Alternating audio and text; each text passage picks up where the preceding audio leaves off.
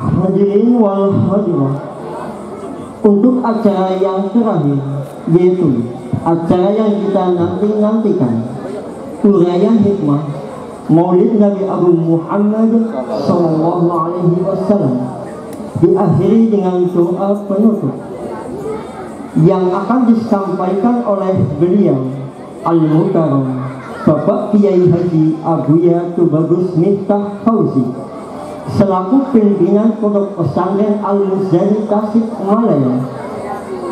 Namun sebelumnya, kami sebagai pembawa acara, jika banyak kesalahan dan kekurangan dari awal hingga akhir, kami mohon maaf yang sebesar-besarnya. Wallahul muwaffiq ila aqwamit thoriq.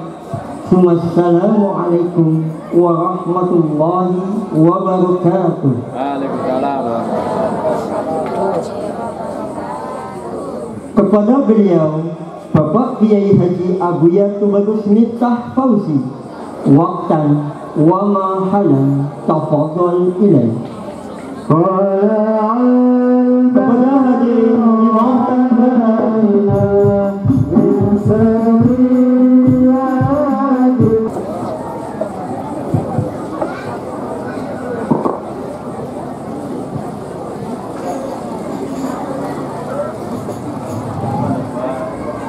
Assalamualaikum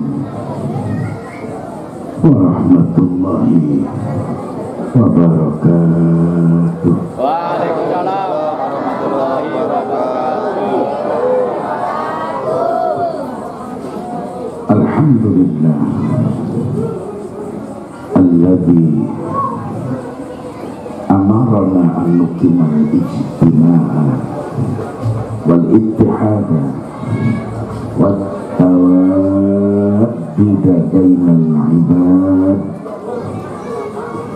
wa nahana 'anit tafarruqi wat tabaghudi wal ibti'ad. Bareng-bareng bersama-sama mengucapkan laqad Asyhadu an la ilaha illallah wa asyhadu anna Muhammadar Rasulullah. Asyhadu an la ilaha illallah wahdahu la syarika lahu alladzi wa'adana biyaumil ma'ad. Wa asyhadu anna sayyidana Muhammadan abduhu wa rasuluhul haiju sarafa wa rifqa fawqal ibad. Wa usalli wa usallimu ala sayyidina Muhammadin Sallallahu alladhi arsyadana ila sabilir rasyad wa ala alihi wa ashabihi alladhina al-muti'ina bi syari'ati nabiyyina haqqal i'timad amma ba'd. Falaqad qala Allah ta'ala fil Qur'anil Karim wa huwa asdaqul qailin. Alladzina amanu bihi wa azzaruhu wa nasaruhu wattaba'un nuran alladzi unzila ma'ah. Al-ayat. Sadaqallahul azim. Ya Rabbi salli ala Muhammad, ya Rabbi salli alaihi wa sallim. Ya Rabbi Muhammad, ya Rabbi salli alaihi wa sallim. Ya Rabbi ballighul wasilah, ya Rabbi khussahu bil fadilah. Ya Rabbi salli ala Muhammad, ya Rabbi salli alaihi wa sallim. Ya Rabbi warḍa'ni sahabah, ya Rabbi warḍa'ni sulalah. Ya Rabbi salli ala Muhammad, ya Rabbi salli alaihi wa sallim. Ya Rabbi warḍa'ni al-masyayikh, ya Rabbi farham walidina. Ya Rabbi salli ala Muhammad, يا ربي صل عليه وسلم يا ربي صل على محمد يا ربي صل عليه وسلم يا ربي صل على محمد يا ربي صل عليه وسلم يا ربي صل على محمد يا ربي صل عليه وسلم يا ربي صل على محمد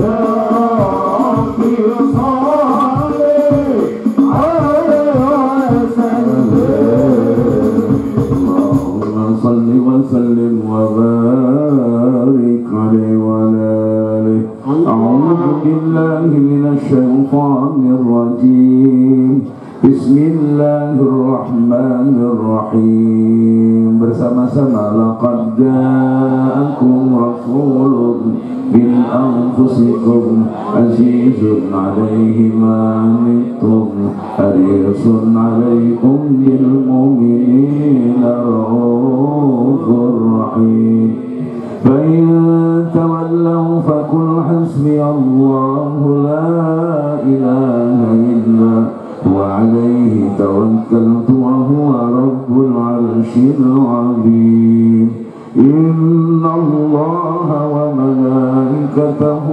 يصلون على النبي يا أيها الذين آمنوا صلوا عليه وسلموا تسليما اللهم صل وسلم وبارك على سيدنا محمد وعلى آل سيدنا محمد اللهم صل وسلم وبارك على سيدنا محمد وعلى آل سيدنا محمد اللهم صل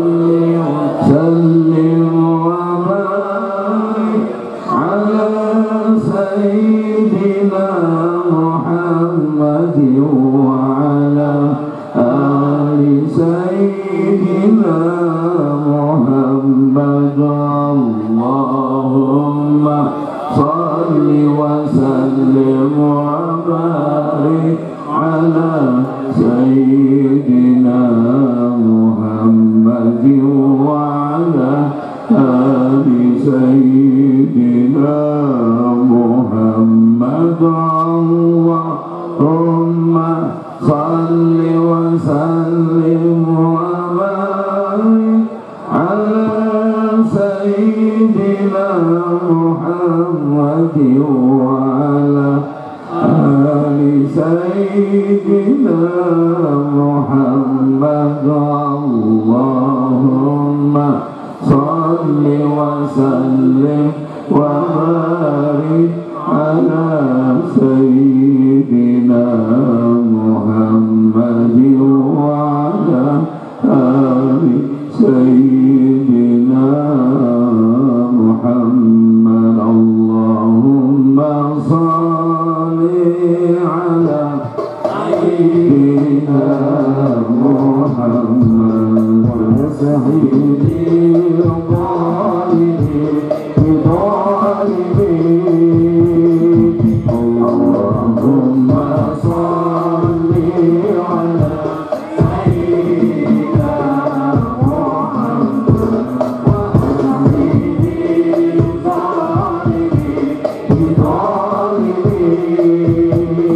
الظالمين أحرجنا من بين مسالمين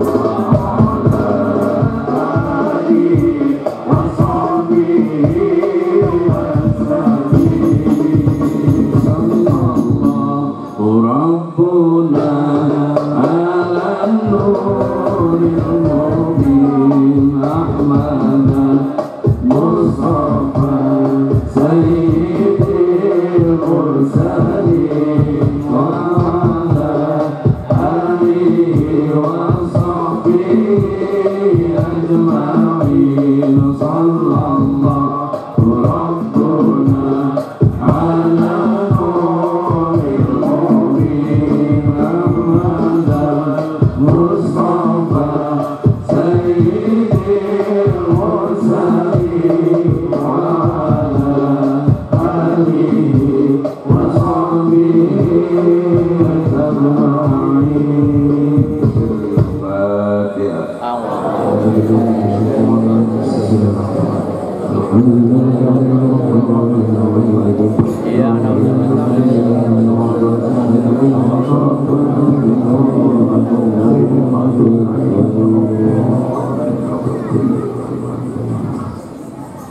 Kang kaula muliaken Bapak Kiai Mas'ud Abdul Rahman, Simbah Yai Khumeri, Bapak Kiai Haji Muhammad Hasanuddin, Pak Yai Fauzan Fakhruddin, Pak Yai Hasan Al-Bahr, Bapak Yai Nur Salim, Bapak Kiai Imam Bisri, Bapak Kiai Sultan Pak Hasan, Bapak Kiai Dalang kok nggak ada. Beliau yang ngasih wayang ke saya, wayang Semar. Ibu bapak segenap panitia dan para tokoh aparatur pemerintah yang amat saya hormati. Satu saat ada ulama wali Allah namanya Syekh Bisri. Mohon maaf saya ulang, namanya Syekh Shibli. Beliau mau silaturahmi ziarah menemui Ibnu Mujahid. Syekh Shibli ingin bertemu ziarah ke tempatnya Syekh Ibnu Mujahid. Ini walinya bukan wali kaleng-kaleng Pak, bukan wali makoli-makoli, wali asli, wali asli itu tidak pernah ngaku Pak. Jadi kalau ada orang mempertontonkan keanehan itu bukan wali Pak, wali abol namanya kata Mbak Mun. Hati-hati. Bahkan ijma dalam ilmu tasawuf, law nadartum ila rajulin a'tiya minal karamati hatta tarabba'a fil hawa fala taqtar. Apabila engkau melihat seseorang banyak diberikan keistimewaan hingga dia bisa terbang di atas awan, kata Syekh Abi Hasan Syadzili, kata serah, fala taqtaru, hati-hati jangan sampai kalian tertipu. Hitung dia, timbang dia, lihat dia dari sisi sehari-hari dia, bagaimana dia melaksanakan perintah Allah dan Rasulnya, bagaimana dia menjauhi yang dilarang Allah. Jangankan yang haram, yang tidak berfaedah, perkara wenang dia tinggalkan, itu baru wali. Jadi jangankan perkara haram, perkara wenang ini pun yang tidak ada faedah dia tinggalkan. Itu namanya wali Allah. Dan sekarang ini banyak wali kukun. Karena wali kukun itu bisa diproduksi di pabrik, dia obat gosok Pak. Jadi hati-hati ya. Mudah-mudahan wasiat dari guru saya dari Syekh Tubagus Ahmad Bakri, Syekh Tubagus Ahmad Bakri koncone suhbah Mbah Hashim Asy'ari waktu sama-sama belajar di Mbah Soleh Darat As-Samarani bin Umar Semarang, kemudian sama-sama belajar berdua berangkat ke Mekah, kemudian bertemu dengan Mbah Romo Yai Syekh Muhammad Nawawi bin Umar Al-Bantan. Hati-hati di akhir zaman, mesti hati-hati. Ini wali asli. Syekh Shibli datang berkunjung ke tempatnya Ibnu Mujahid, dua-duanya ulama besar, alim wara zahid, yang kanu ala darajatin minal wara wa taqwa wal tijamil manhajil Islam. Sudah teruji kewaraannya, teruji takwanya, teruji sikap pandang dan tanggung jawab terhadap agama dan kemaslahatan umat. Begitu beliau datang ziarah. Ini Bu, kalau ziarah itu tidak mesti ke tempat orang yang sudah meninggal. Ziarah itu khitabnya kepada orang yang meninggal dan hidup. Kalau jenengan sowan ke tempat yang dalamnya leler, itu sampai sedang ziarah. Ziarah itu tidak mesti harus kepada kuburan. Sampai ketemu ulama yang masih hidup, sahabat saya Gus Anam di leler ya Pak ya, kalau nggak salah ya. Iya, baru kemarin saya, Gus Anam, Gus Idrol, Gus Yasin, Gus Wapi kumpul bareng-bareng. Kebetulan anaknya Gus Anam melamar ponaan kandung saya, Gus Ading. Jadi kami mau jadi besanan. Tanggal 7-8 November saya juga balik kunjungan ke tempat Gus Anam.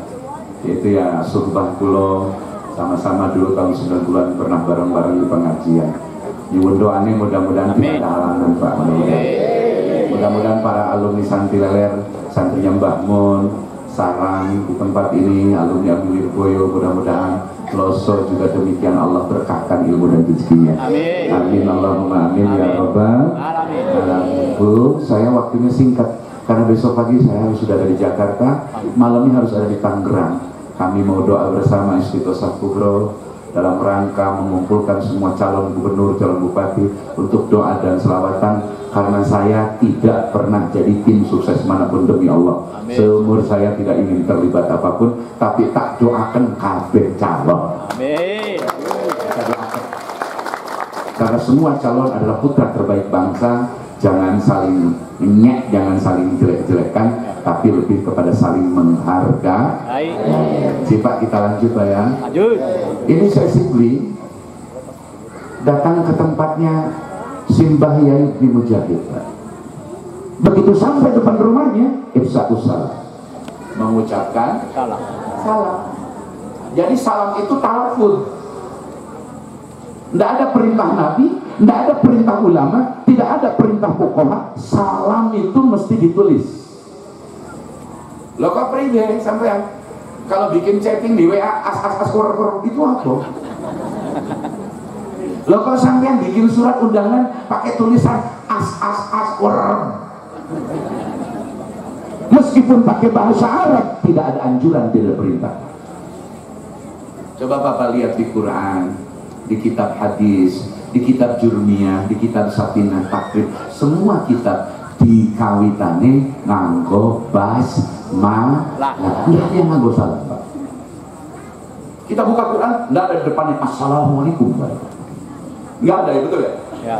Di kitab fikih, di kitab nahwu sharaf, di kitab apapun tidak kita temukan assalam ditulis oleh mu'alif pengarang kitab. Assalamualaikum warahmatullahi wabarakatuh. Nggak ada. Kesunatan salam itu ditalafuz, di apa? Diucapkan. Apabila kita bertemu muslim dengan muslim, muslimah dengan muslimah, ifsa'us salam, ucapkan salam. Bahkan ciri mabrurahnya umrah seseorang, makbulnya umrah dan haji seseorang, itu bergantung salah satunya dia di mana saja. Selama di Mekah, di Madinah, dia sebarkan ifsa'us salam, ketemu orang assalamualaikum warahmatullahi, assalamualaikum, selalu mengucapkan salam. Jadi jenengan kalau umrah, kalau musim haji nanti berangkat haji, tidak usah sungkan di Mekah, di Madinah, insya Allah tidak ada orang luar Islam semua muslim, tidak ada muslim. Sampai Anda bisa ngomong bahasa Arab, nggak bisa ngomong bahasa mereka, cukup sampai assalamualaikum warahmatullahi wabarakatuh, mereka sudah paham. Pasti mereka, karena wajib menurut syarat untuk menjawab, mereka akan menjawab salam kita. Lantas kita pengen bertanya di mana rumah makan, cukup pakai bahasa isyarat tarjat, tuan udah ngerti mereka. Nggak perlu sampean ayo nama tam, nggak perlu, cukup bahasa isyarat. Lah kalau isyaratnya mau nanyain tempat nyisin gimana? Masya Allah. Ketemu muslim dengan muslim, yaltaqiyani, mereka bertemu, ucapkan salam. Betul memang mengucapkan salam hukumnya sunat, tetapi barang siapa orang mendengar ucapan salam seseorang, mestilah dan wajiblah menurut hukum untuk menjawab salam. Cuma hati-hati. Salam itu rata-rata yang menjawab niki korupsi dibuang alif lamnya Pak. Ini bahaya nih kalau dalam sholat bahaya. Contoh misalkan tadi saya ucapkan salam, assalamualaikum warahmatullahi wabarakatuh, pasti jawabnya waalaikumsalam, tidak waalaikumus, tapi waalaikumsalam. Kemana alif lamnya? Kalau di luar sholat nggak ada masalah, tapi di dalam sholat hati-hati saudara, bisa batal sholat kita. Contoh, bareng ya Bu ya, Pak, bareng.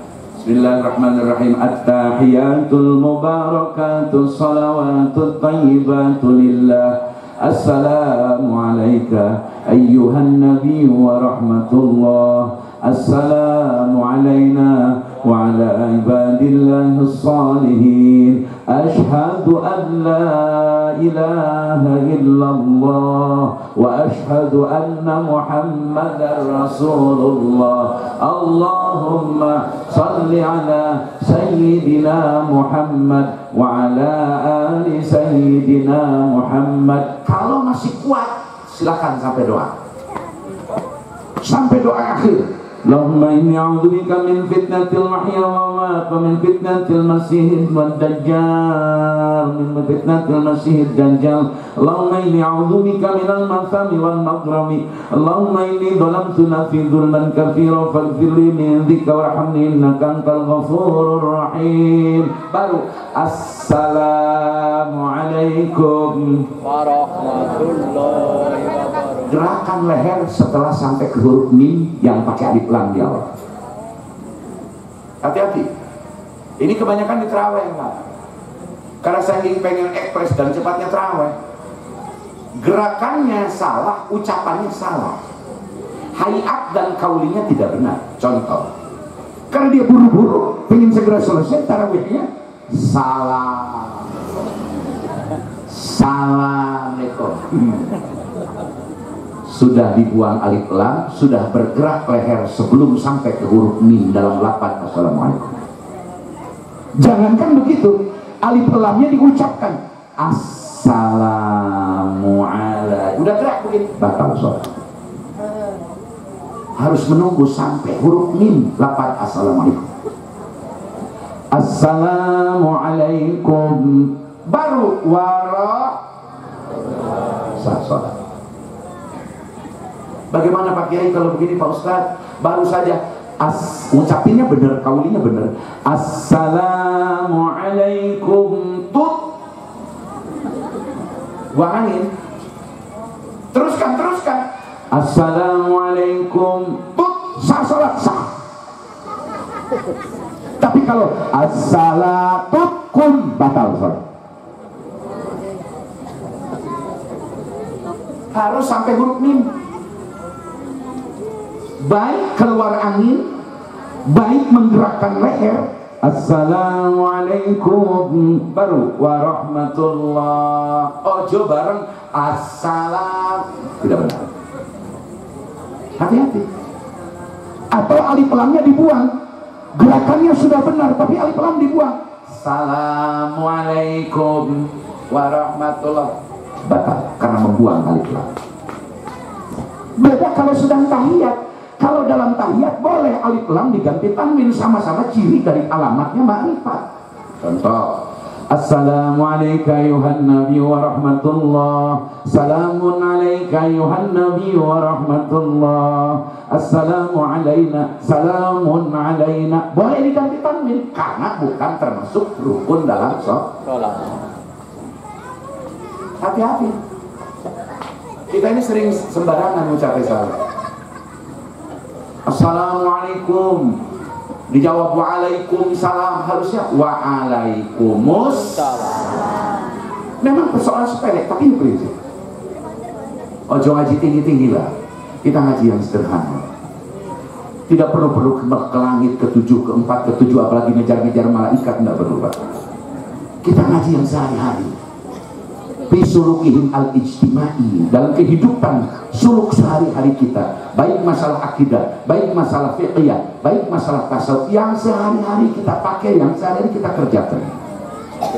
Begitu Syekh selesai mengucapkan salam, dijawab oleh Ibnu Mujahid, waalaikumsalam.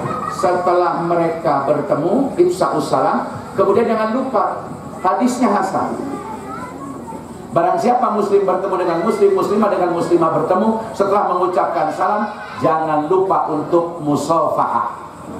Musafahah itu bertemu telapak dalam, bagian dalam tangan dengan bagian dalam tangan seorang lagi. Artinya bukan disebut musafahah kalau cuma begini. Atau seperti musafahah gaya corona yang ngajak tinju, Pak. Itu bukan musafahah. Lihat dalam syariat. Musafahah itu mesti ketemu. Bagian dalam nih pun ketemu dengan bagian dalam, saling erat. Jadi begitu jabat tangan langsung ketemu, begitu. Ini namanya musafahah.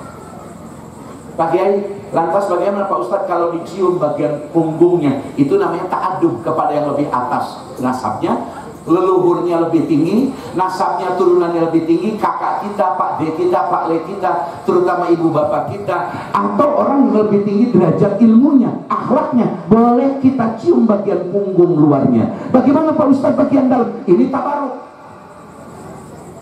Ini jangan sembarangan, Pak. Mencium telapak bagian dalam jangan sembarangan, termasuk ke mubalik saya nggak setuju, Pak. Ke saya nggak setuju. Kalau ada orang mau cium tangan bagian dalam saya selalu hindarkan. Kenapa? Syekh Muhammad Dimyati, guru kami, Mbah Dim Cidahu Banten, yang seumur hidup saum, nyarangi berbagai kitab, yang kalau terawih satu malam 30 juz, wallahi satu malam 30 juz biasa terawihnya, Pak. Guru saya pernah ikut terawih bersama dia, hanya kuat 2 rakaat, rasanya dunia itu udah muter, Pak. Kita kan biasa sekarang ahakumut kulhu, wailul kulhu gitu. Ya terus kan hidup kulhu. Hidup kulhu. Jangan ragu-ragu, hidup kulhu. Biasanya kau ya kulhu. Ini loh kata Imam Azhar. Kata Imam Azhar begini. Ketatlah engkau kepada dirimu sendiri, tapi bijaksanalah engkau kepada orang lain. Itu tasawuf. Ojo sing ngetati orang lain, tapi mesti ketat kepada diri sendiri. Kalau Anda mau saum Daud, lakukan oleh Anda.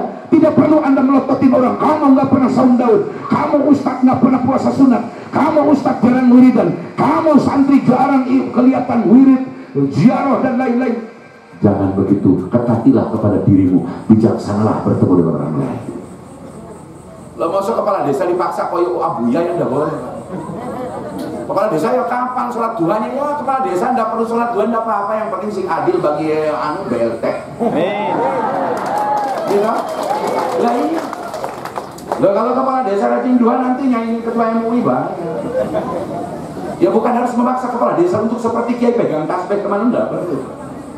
Dia fungsinya menggunakan kebijakan untuk bertindak adil kepada warganya. Selesai, Pak. Bisa masuk surga karena adil. Gitu? Lo sampean kok ngakunya yang pengakut toriko, kok maksa-maksa orang lain untuk bertoriko? Ya salah. Kalau Anda bertoriko, pakailah torikomu, perketatlah kepada dirimu, penjarakan hidupmu dengan keyakinanmu, jadikan dunia adalah sijin, jadikan dunia ini jipatun, bangkai untuk dirimu. Jangan pernah menyebut orang lain, hei mobilmu bangkai, hei dunia itu jangan begitu. Nggak usah, untuk dirimu tak sendirian. Soal orang lain nanti ngikuti sampai dia, alhamdulillah nggak ngikuti Anda, Pak. Gitu. Saya sambil belajar lagi bahasa Jawa nih, Pak. Udah banyak lupa saya. Karena jujur saya baru nih ceramah selama Maulid di luar Banten. Jangankan apa namanya dusun Bangkir Lega, Desa Cinyawang, Patimuan, Cilacap. Saya diundang Tasik, Garut, Ciamis. Saya selama Maulid sampai mau Rabiul Tsani sudah tidak ada waktu. Penuh oleh provinsi Banten, Jakarta. Kenapa Pak Kiai? Karena saya asli Pandeglang. I was born in Pandeglang, Banten. Saya asli di Pandeglang lahir, remaja besar di Banten, tapi kemudian I married di Tasik. Saya kemudian menikah di Tasik. Kenapa? Karena kebetulan wanita perempuan di Banten tidak secantik wanita Priangan. Jadi istri saya sampai sekarang masih keleleh, Pak. Masih belum kuat. Di kepala ini, Pak, ada 5. Ada kuatul khuyulai, kuatul hafidah, kuatul muharib. Ini bangsa urusan yang batin, tapi bukan batin wilayah qalbu, yang sifatnya dia iradah hadisah dan kudrah hadisah. Ini termasuk konco akal, Pak. Jadi konco akal itu dua, yang zahir madarikul khamsi panca indra 5, kemudian yang 5 lagi terletak ba'is musta'is atau mudrik mutarik di kepala. Contohnya, nggak sampean kalau dengar suara itu mesti suara sopo? Ayangnya. Bukan suara aku loh. Nggak sampean kok anggap aku ayang. Loh, kalau ada bunyi di atas pohon tikukur, itu macan atau burung? Burung atau macan? Burung. Sampean untuk menetapkan yang berkokok itu ayam, yang berkukuk itu adalah binatang anu, yang nyong itu kucing. Anda tidak perlu hadis, Anda tidak perlu Quran, Anda tidak perlu ijma, Anda tidak perlu qiyas, cukup Anda gunakan telinga Anda. Telinga itu hakim untuk memvonis suara apakah dan jenis apa suara. Tidak perlu Quran hadis. Yun Sewu, ini sorban yang saya pakai warna apa Pak? Hitam. Warna Hitam. hitam. Lantas kepeang yang saya pakai kupluannya apa? Putih. Warna putih. Kenapa kita tahu warna? Apakah Anda ingin menyebut kepiah saya putih berdasarkan Fathul Muin? Tidak perlu Fathul Muin, tidak perlu taklif, tidak perlu ilmu Arab, tidak perlu ilmu bayang, tidak perlu ilmu badi, tidak perlu ilmu ijma, tidak perlu qaidah fikih. Anda cukup punya mata sehat dan kebetulan sarannya terang, Anda bisa membedakan warna. Tidak perlu Quran hadis, karena hakimnya adalah mata. Bu, lantas kalau ini cuacanya digelapkan, apa situasi lampunya dimatikan, kelihatan tidak rupa-rupa warna? Tidak. Kenapa? Karena gelap. Karena dulma. Lawannya dulma itu nur. Makanya Nabi kita digelari oleh Allah dalam surah Al-Maidah ayat 15. Nabi kita disebut waqad ja'akum minallahi nur. Nabi kita itu nur, kata Allah. Masya Allah. Sebentar, saya kembali lagi ke awal supaya tidak terlalu melebar. Saya asli Banten, Ibu. Saya menikah di Tasik dengan seorang perempuan. Saya menikah umur 30 tahun. Romo saya meninggal waktu saya masih sanawiyah kelas 3. Saya waktu itu masih di pondok pesantren paman saya Abu Ya Tubagus Ahmad Hilmi Nurul Huda Baru Serang, Banten. Saya kemudian merantau ke berbagai pesantren dan 97 pada saat saya umur 30 tahun saya dekati ketua DKM di Tasik, calon mertua. Pulau Adam sing di bagus-bagusnya suara. Pokoknya itu calon mertua sampai ngundang ke rumahnya untuk dikasih makan. Calon istri saya waktu itu masih umur 16. Saya coba kenalan tapi sangat susah, ditolak terus. Istri saya sudah kalau ketemu waktu itu selalu buang muka karena buat dia apalah santri, apalagi santri Banten masuk Tasikmalaya tidak punya apa-apa. Modalnya cuma baju, modalnya cuma kitab, budukan lagi badannya. Jadi nggak ada yang membuat dia menarik, Pak. Tapi alhamdulillah kemudian saya berusaha terus silaturahmi ke bapaknya. Saya santri udah umur 30 telat nikah, istri saya umur 16 tahun. Yang tadinya nggak mau, aku pantang suruh langkah ke belakang. Sebagai putra Gunung Karang, sebagai cicit daripada Maulana Syekh Spadil Syekh Cakra di Ningrat Banten, rugi kalau saya kalah dengan perempuan Tasik. 3 hari 3 malam saya tangga keluar kamar. Di pondok tak wirid sewari kulit. Iji Bobi tak baca, Ripani tak baca, Wanazana tak baca, Palmer tak baca apa. Akhirnya Allah besoknya saya main lagi ke masjid calon mertua. Itu anak gadis yang sekarang jadi istri saya yang umur 16 ini 30 langsung mesem. Sampai sekarang jadi istri saya itu. Dan istri saya sampai sekarang masih kena pengaruh hipnotis saya. Jadi belum sadar Quwwatul Khuyali. Di sini ada Quwwatul Khuyali, Pak. Di garis ini Quwwatul Khuyali. Nanti ada Quwwatul Hafidah, daya tampung apa yang sudah ditemukan oleh panca indera. Seperti Anda melihat warna biru, warna hijau, itu masuk ke Quwwatul Hafidah. Dari Quwwatul Hafidah ini disimpan semua memori temuan-temuan dohir. Suara, rasa, ini cabai padas, garam itu asin, ditaruh di Quwwatul Hafidah di sini. Akal itu bukan di kepala, Pak, tapi di sini. Di sini mudrik mutarik, Pak. Tapi ini konconya akal. Nah itu akan ketemu kalau sudah ngaji kitabnya Syekh Nawawi, Syarah Ummul Barahin ilmu tauhid namanya, Muskilah Ummul Barahin fi Muskilah dari Atil Yakin fi Muskilatil Barahin karya Syekh Nawawi Banten. Anda nanti akan ketemu formulanya. Masya Allah. Saya sempat tes protes ke istri saya, "Ma," saya bilang, "My baby, it's your husband, ini suamimu, laiku sanwa. Seperti siapa suami kamu menurut pandangan kacamata kamu?" Istri saya selalu jawab, "Lo abah." Dia manggilnya abah. Abah ini pun koyo Ahmad Dhani. Sewaktu-waktu dia kayak giring. Untung gak kayak Mas Gibran sebenarnya. Masya Allah ya Karim Pak, istri saya sampai sekarang belum sehat akal. Masih terpengaruh kekuatan dia bin Muhaimin Akhirnya. Warit-warit orang tua dulu. Makanya bagi anak-anak jomblo asal sampean syaratnya hafal Alfiah atau Yakulu datang ke tempat saya. Insya Allah tak turunin tuh ilmu untuk gaib perempuan supaya jadi istri kamu. Syaratnya hafal kitab, tidak pakai duit. Syaratnya hafal kitab. Saya kalau ijazah Pak minta santri saya hafal dulu beberapa kitab, baru saya ijazah. Kalau tidak ada kitab saya nggak mau.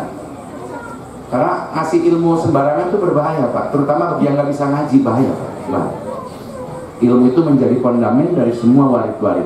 Setinggi apapun warid-warid, nggak ngerti tauhid, nggak ngerti fikih, nggak ngerti tasawuf, nantinya ngaco, melenceng nanti. Nauzubillah min.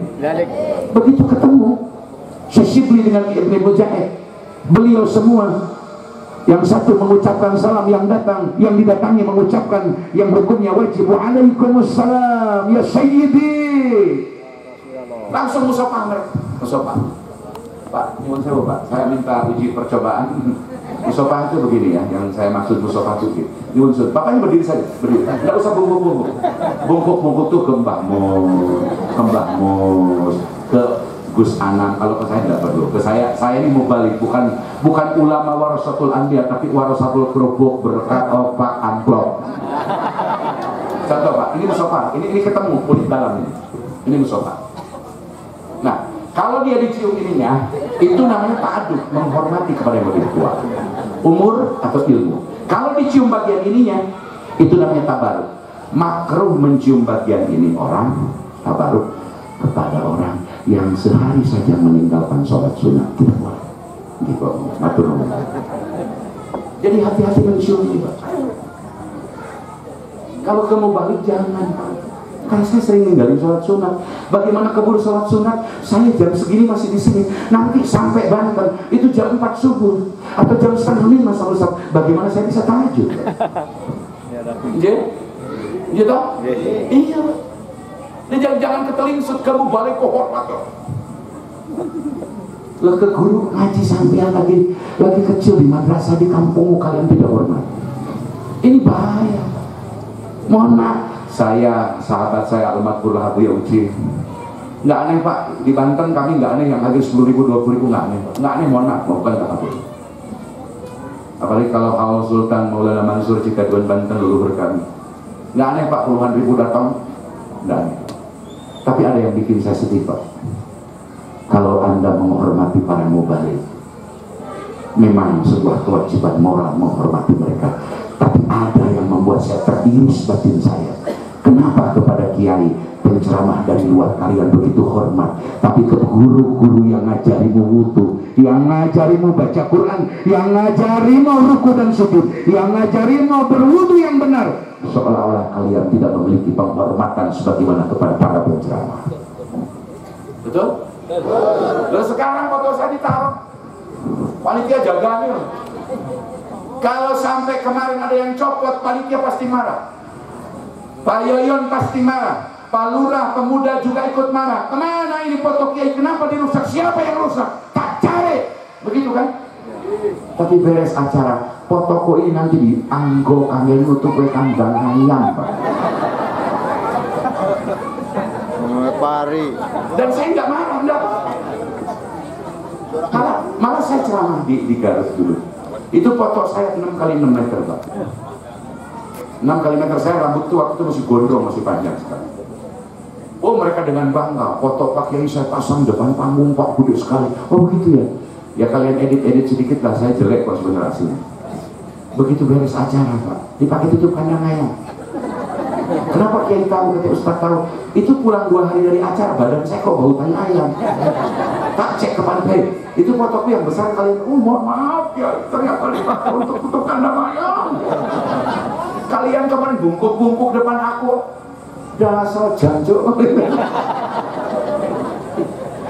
Nah, Masya Allah. Satu waktu di Karawang 3 kali 3 meter Pak. Kebetulan saya di Karawang punya kakak ipar, Syekh Muhammad Hasan Basri Obai Walid, yang punya burung walet tapi juga ulama ahli tauhid masyhur di wilayah kami Jawa Barat. Almarhum lah, dia sudah meninggal. Itu kakak sepupu saya, anak wak kandung saya, wak saya Abu Ya Abdul Manap, murid Syekh Mahfud Termas waktu di Mekah. Masya Allah ya karim Pak. Itu foto saya 3 kali 3 meter, tapi selesai acara 2 hari badan saya gatal. Tak telepon paling tidak, woi, lo foto gua kalau bahasa Indonesia nya Pak. Itu foto saya dipakai apa sama sampai? Waduh, pakai nyuwun sewu, pakai mohon maaf, pakai jemur padi. Maka nyuwun sewu. Bangun bener Pak. Di akhir zaman itu lebih banyak khutbah para penceramah ketimbang fuqaha.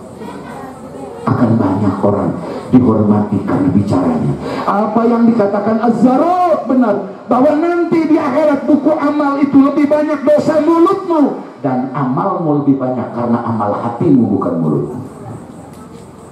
Jadi mulut ini gawenya gawe dosa terus, banyaknya gawe dosa, kalamnya kalam dor. Masih agak tertolong karena ada pekerjaan hati. Kalau tidak ada pekerjaan kolbun, tidak ada pekerjaan af'alul qulub, tidak ada birong-birong amale qulub, hati, sudah hancurlah kita di hadapan Allah ya. Mudah-mudahan meskipun zahir kita belum rapi, belum beres dari sisi fikih, mudah-mudahan batin kita ditata. Kita diberikan keikhlasan selamanya oleh Allah, diberikan rasa khauf kepada Allah, diberikan rasa roja atas rahmat Allah. Amin Allahumma amin ya rabbal alamin. Begitu mereka bertemu nih wali sama wali, musafah, hati-hati musafah. Barang siapa orang yang bertemu muslim dengan muslim setelah mengucapkan salam, mereka musafah sampai belum berpisah di antara keduanya, maka dosa-dosa kecil mereka Allah hapus setelah musafah. Jadi tadi bapak datang, ibu-ibu datang dengan ibu-ibu, salam, kemudian musafah, itu dosa kecilnya dibersihin Allah, diampuni oleh Allah sampai dengan bubarnya acara. Jadi jangan dianggap main, musafah salaman itu jangan dianggap main.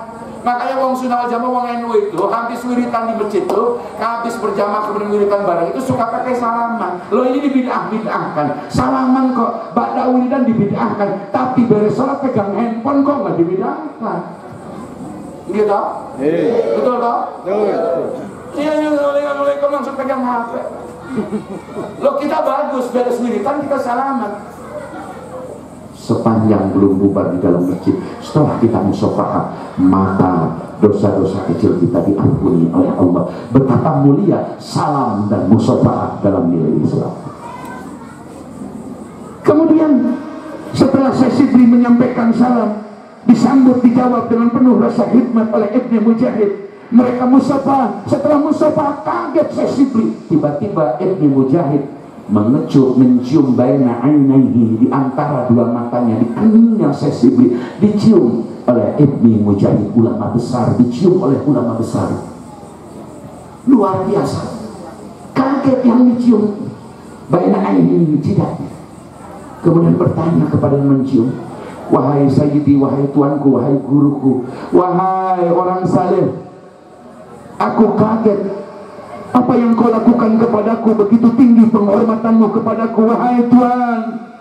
Dia menjadi sungkan, dia menjadi rikuh karena dicium di antara dua matanya. Ini bentuk penghormatan tradisi ulama-ulama masa lalu.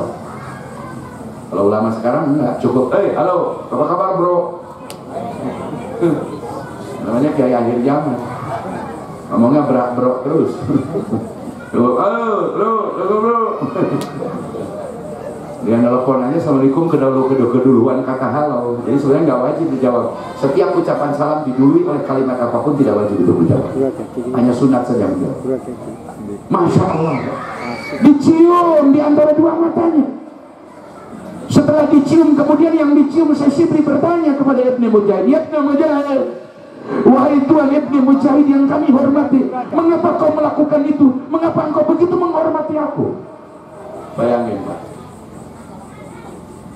saya melihat dulu di Banyumas ada Romo Yai Majid, di Purwokerto ada Romo Yai Malik. Romo Yai Malik itu tidak pernah bicara, yang satu tidak pernah tengok ke atas 20 tahun lebih. Jadi thariqah beliau itu kepalanya tertunduk, jalan apapun di rumah tunduk, nggak pernah angkat, tidak pernah kena kepalanya. Puluhan tahun. Yang satu Mbah Romo Malik nggak pernah ngomong, tidak pernah muhadasah, tidak pernah mukalamah kecuali ngaji, kecuali sedang menyampaikan kitab atau ajaran-ajaran yang dia anut. Tidak pernah ngobrol seperti kita selama puluhan tahun. Bayangin. Pimpinannya, sesepuhnya Mbah Romo Yai Simbah Dalhar Watu Congol, mursyid syariah sedunia. Dulu waktu gunung api, gunung Merapi mau meletus, Mbah Dalhar, Mbah Majid, Mbah Romo Malik, ya sekonconya beliau-beliau naik ke atas gunung, khatamkan kitab Bukhari. Alhamdulillah berkah menghatamkan kitab hadis. Sekian belas hari, sekian puluh hari, kemudian gunung Allah jadikan diam, tidak meletus. Luar biasa mereka. Ini waktu Mbah Dalhar masih hidup, Pak. Romo Malik dengan Romo Majid, Mbah Romo Majid dengan Romo Kiai Malik di Pekalongan dan Banyumas. Itu dua ulama tanah Jawa yang luar biasa di tahun 70-80, Pak. Insyaallah ya kan. Kalau mereka bertemu, guru kami Mbah Dim Buya Dim Banten itu sedang mondok di tempatnya Mbah Dalhar. Sampai sekarang di Watu Congol, di pondoknya Mbah Dalhar, kobong kamar tempatnya Mbah Dim mondok di situ, tabaruk mengambil syadiliyah langsung ke Mbah Dalhar, tidak dirubah oleh keluarga. Sampai sekarang Pak Diada.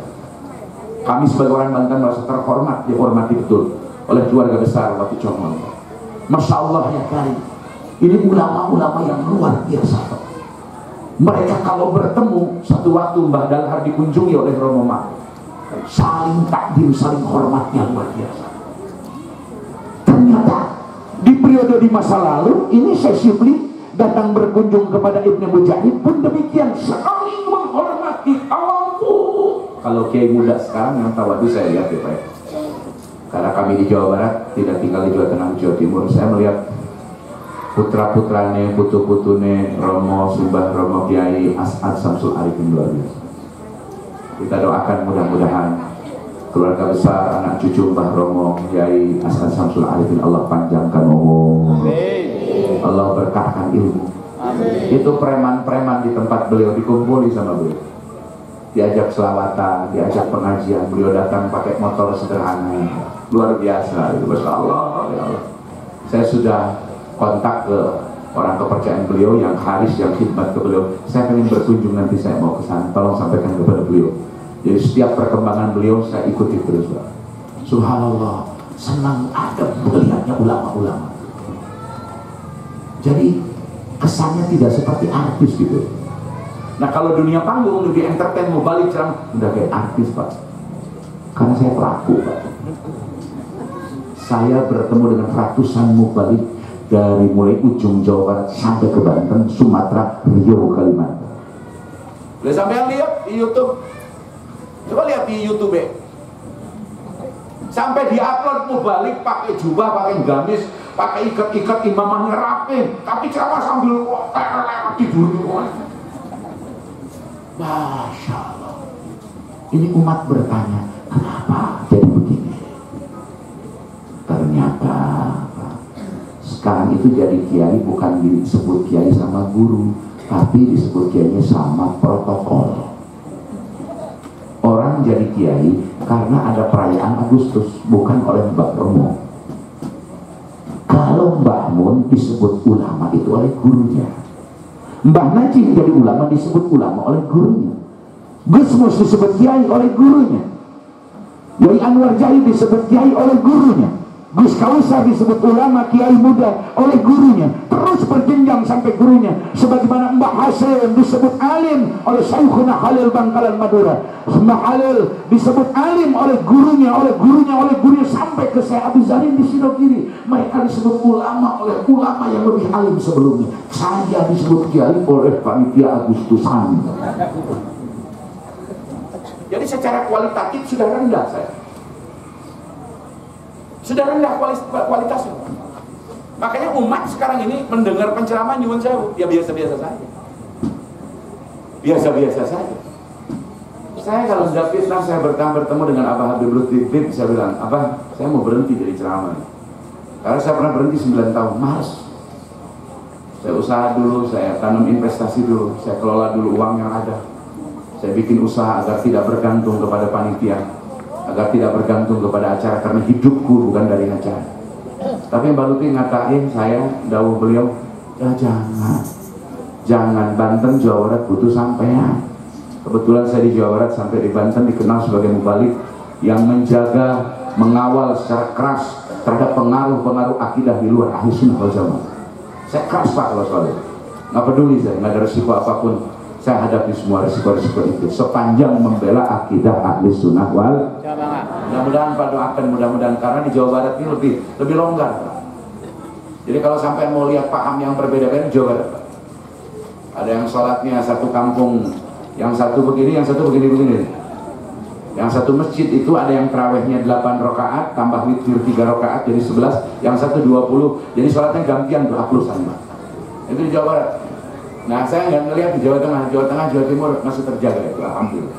Karena mereka gerakan dakwah kelompok yang tidak bermahjab ini lebih masif dari kita. Mereka punya TV, mereka punya radio, mereka punya segalanya. Maka kalau ada kelemahan kiai-kiai kita, mubalik kita dari pihak Nahdlatul Ulama, dari pihak yang katakanlah tergabung dalam Nahdlatul Ulama, juru dakwah, penceramah, salah saja tingkah lakunya, itu akan dipotret, dipiralkan oleh mereka. Maka saya minta kepada Pak Ustadz, jaga perilaku, jangan kebablasan. Ini sampai yang mau ceramah atau mau main wayang kulit apa? Ceramah kok kayak kuda lumping. Nauzubillah min. Masya Allah, begitu mereka bertemu, mereka musafahah, dikecup keningnya. Ada yang dikecup. Tuhan, kenapa kau lakukan itu kepadaku? Kata itu bentuk penghormatan tinggi. Begitu ditanya kenapa kau lakukan itu, Syekh Abdul Mujahid menjawab, wahai Tuan Shibli, tadi malam aku bermimpi bertemu dengan Rasulullah. Wabiru ya Muhammadin farihat anfusul ibad. Wabiru ya Muhammadin farihat anfusul ibad. Kenikmatan yang luar biasa bisa bermimpi, dalam mimpi bertemu dengan Kanjeng Rasulullah. Bayangkan. Sebab 8 ro'a itu, ro'a ya ro'a, bisa ru'yatan, bisa ru'yan, bisa ro'yan. Ro'a itu bisa absor, ro'a itu bisa alima, ro'a itu bisa ihtila, mimpi, sama-sama ro'a. Bahkan dalam Islam ada ilmu mimpi, sandarnya tersambung kepada Asmah binti Abi Bakar As-Siddiq. Jadi mimpi itu bukan sekedar mimbung kembangnya tidur, tapi ada kandungan mana tertentu. Syarat orang yang bermimpi sebelum tidur, dia sudah sholat isya dulu, dia sudah dia dalam kondisi suci, dia berwudu, dia baca doa dulu sebelum tidur, dalam kondisi dia eling kepada Allah, dan dia membaca salat kepada Nabi, kemudian dia bermimpi. Itu mimpi yang bisa ditaklid. Tapi kalau mimpinya dalam kondisi habis maksiat, ya nyuwun sewu. Wis, itu bukan ilham, pasti syaitan yang datang. Nah, para bapak sekalian, begitu dia menyampaikan, saya bermalam tadi bermimpi melihat dan berjumpa dengan Rasulullah. Ini Ibnu Mujahid menjelaskan, saya tadi malam mimpi kok. Dalam mimpi itu aku melihat engkau bersama Rasul, di mana Rasulullah mengecup keningmu, wahai Imam Shibli. Maka aku mengecup keningmu karena Rasul mencium keningmu. Lantas aku bertanya kepada Kanjeng Nabi, ya Kanjeng Nabi, ya Rasulullah, apa amalan apa yang telah dilakukan oleh Shibli sehingga engkau begitu hemat, sehingga engkau begitu sayang, sehingga engkau begitu kasih sayang kepada saya Shibli? Apa yang telah dikerjakan Shibli, wahai Rasulullah? Kanjeng Nabi menjawab, wahai Ibnu Mujahid, Shibli ini kalau habis sholat, rampung sholat, wiridan yang biasa, dia tidak tinggalkan. Tapi plus, Kan kalau sudah sholat yang 5 waktu kita baca a'udzu bikalimatillahi tammati kulliha min syarri ma khalaq 3 kali. Terus bismillahilladzi la yadurru ma'asmihi syai'un fil ardi wala fis samai wa huwas samiul alim 3 kali. Baca dulu Allahumma ighfirli dzunubi wa liwalidayya warhamhuma kama rabbayani shaghira 3 kali.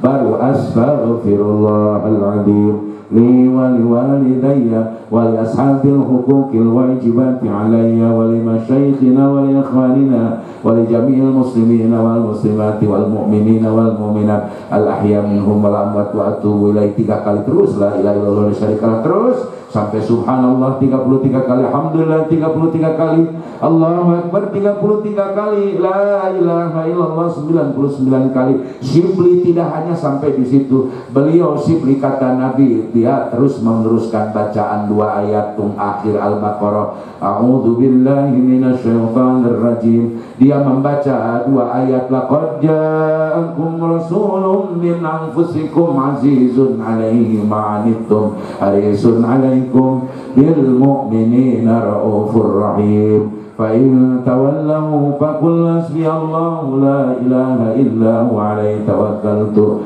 wa huwa rabbul 'arsyil 'azim. Terus dia baca salawat-salawat kepadaku, kata Nabi, innallaha wa malaikatahu yusalluna 'alan nabi ya ayyuhalladzina amanu sallu 'alaihi wa sallimu taslima. Sallallahu wa sallama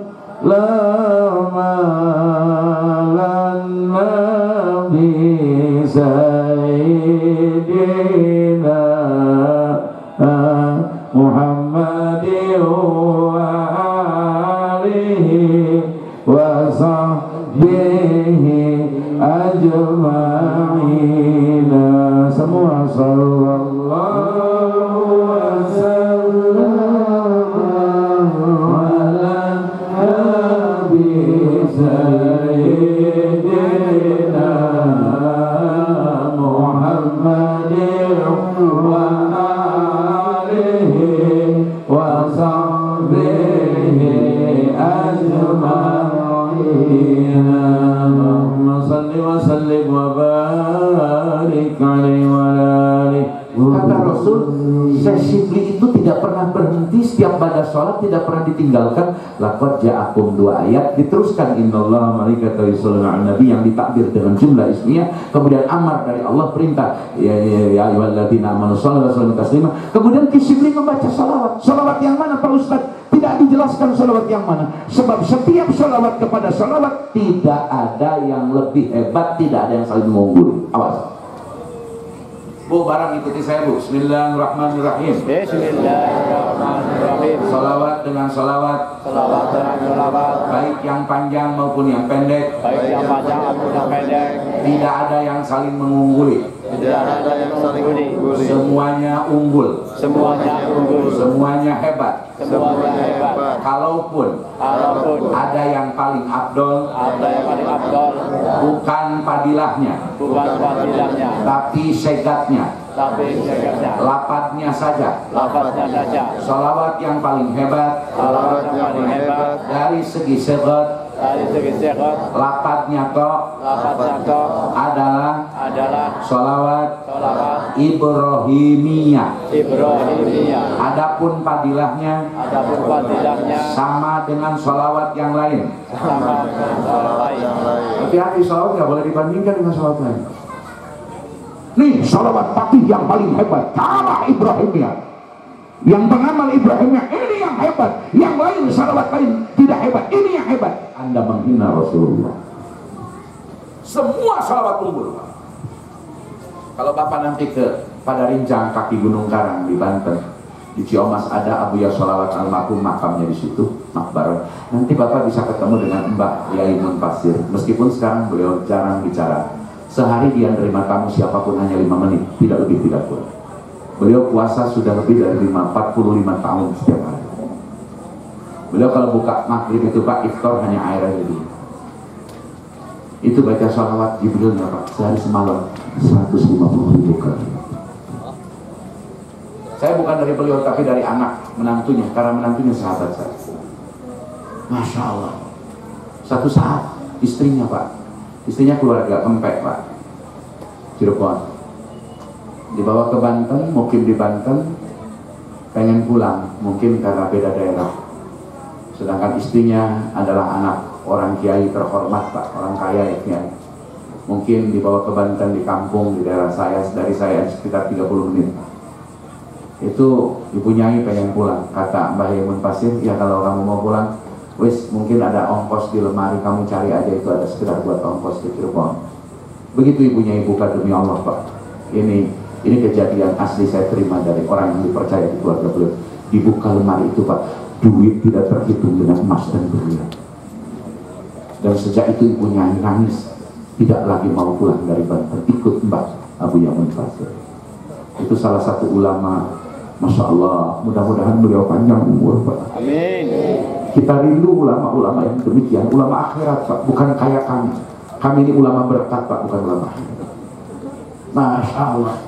Maka saya sering bicara di mana-mana. Kalau Bapak lihat rekaman saya, ada yang upload, ada yang ngunda, ada yang naikin ke internet, bukan saya tapi orang lain. Saya selalu ngomong di mana-mana. Kalian boleh ngundang mubalik dari Banten, kalian boleh ngundang mubalik Jakarta, kalian boleh ngundang mubalik dari manapun. Wahai orang warga kampung ini, wahai orang desa Anu, wahai kampung Anu, saya berpesan. Tapi ingat, catat baik-baik. Kalau ada ucapan, ajaran, perilaku dari satu mubalik yang berbeda dengan ulama sepuh di kampungmu, maka jangan ikuti para mubalik itu, tapi ikuti kiai kampungmu sampai titik darah penghabisan. Hebat apapun mubalik itu, ikuti kiai kampung. Demi Allah, saya ngomong di mana-mana. Kenapa demikian? Ya nyuwun sewu. Saya meskipun ya tahadusan ini mas, saya masih punya guru.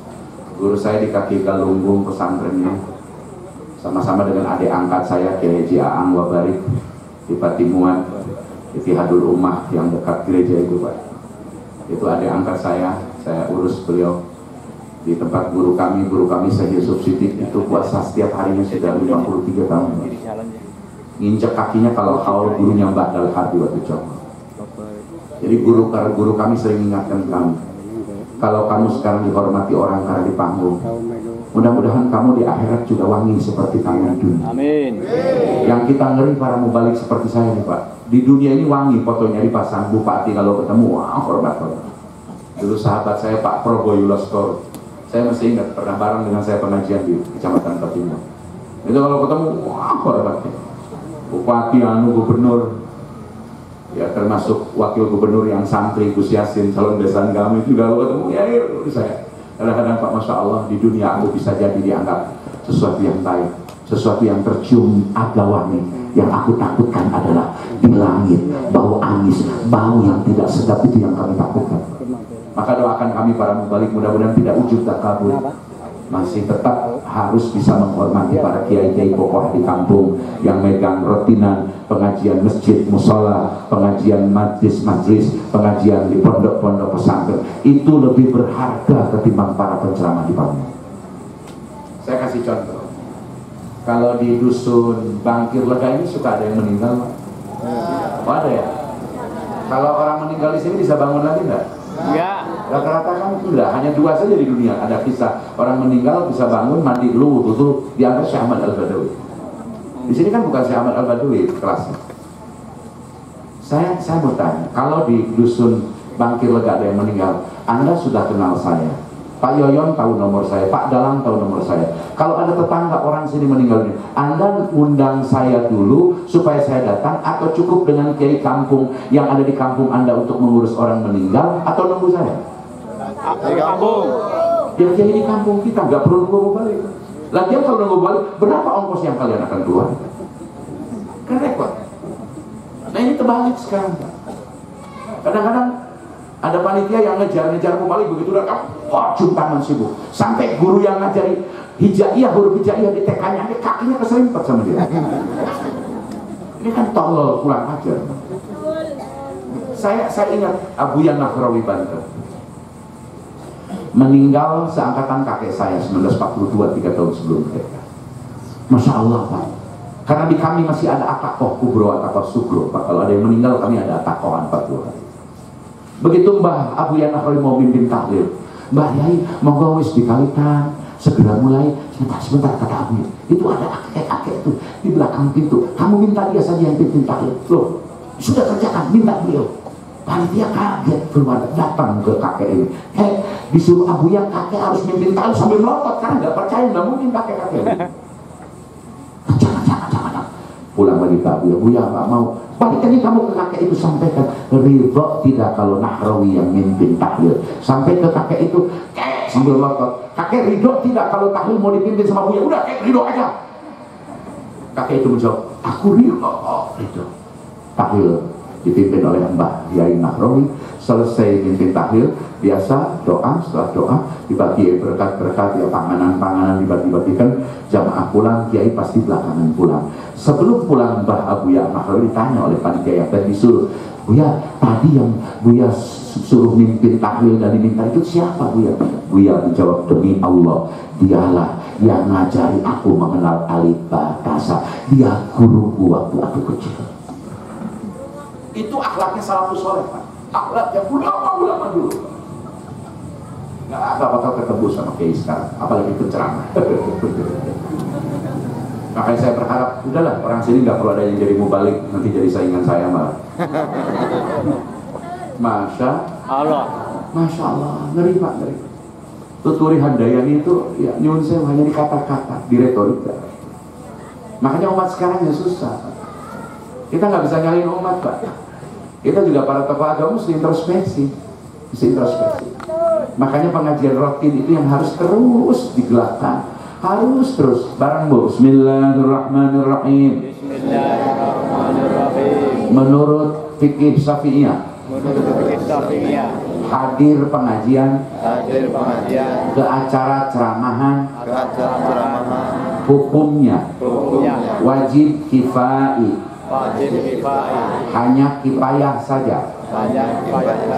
Kalau ada ceramahan di desa Cinyawang, ngundang mubalik dari manapun, cukup 3 orang yang menghadiri, maka sedesa Cinyawang tidaklah berdosa.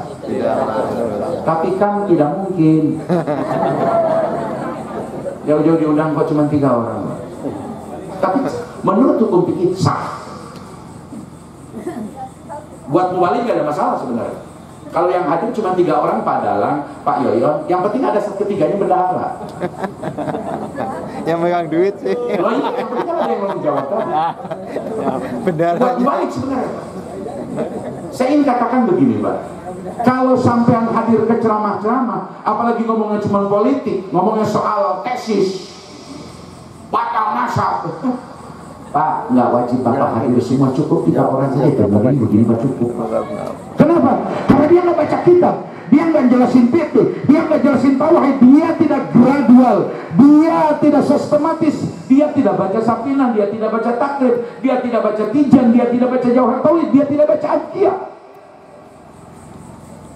Maka hukumnya kifayah, cukup 3 orang selesai, gugur dosa. Tidaklah berdosa satu desa Cinyawang. Tapi hati-hati bareng Bu. Bismillahirrahmanirrahim. Kalau pengajiannya diisi sama ustadz, kiai, baca kitab fikih, tauhid, tasawuf, setiap seminggu sekali, maka warga Cinyawang di dusun manapun yang ada pengajian itu wajib ain, tiap pribadi wajib hadir.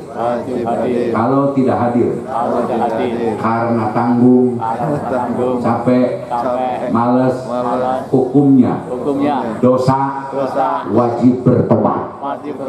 Demi Allah. Hati-hati.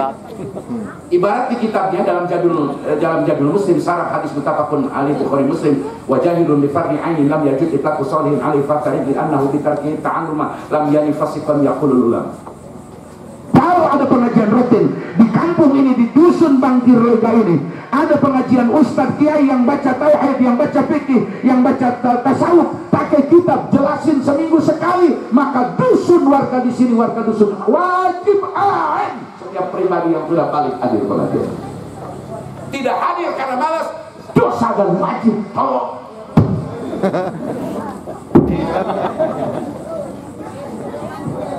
Tapi sekarang terbalik. Kalau ada mubalik top baru kalian datang, betul? Kalau ada penceramah dari luar rame kalian datang ke tempat itu, betul? Kemana kalian ketika ngaji rutin, betul?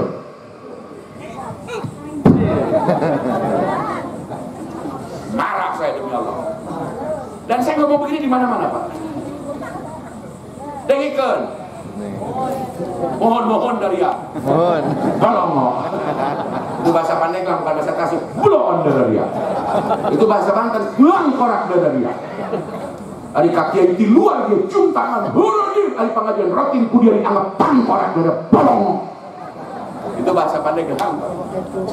Maksudnya gini, kalian itu nganggap apa ke kiai kampung, padahal itu ilmunya fardu ain yang dibaca kiai kampung. Kiai di dusunmu itu baca kitab ilmu fardu ain. Yang tidak fardu ain seperti penceramah yang ngomongnya kemana-mana yang gak jelas junjungannya kalian denger. Hidup kiai kampung. Hidup ustaz kampung. Kalau untuk penceramah cukup Anda hargai, kasih sangu ya selesai. Ya udah. Iya selesai. Ya gitu Pak. Kalau ke penceramah sampean siapi sangune, siapi berkatnya selesai Pak. Kalau ke kiai kampung sampean wajib hikmat ke pengajian, wajib hadir. Sampean nggak direpotkan oleh kiai kampung. Kiai di kampung baca takrib, sampean hadir. Sampean nggak nyiapin panggung, nggak nyiapin uang, nggak nyiapin apapun, mereka ikhlas. Betul. Tapi sampean dengeri aku, ngundang aku, sampean perlu keluar biaya.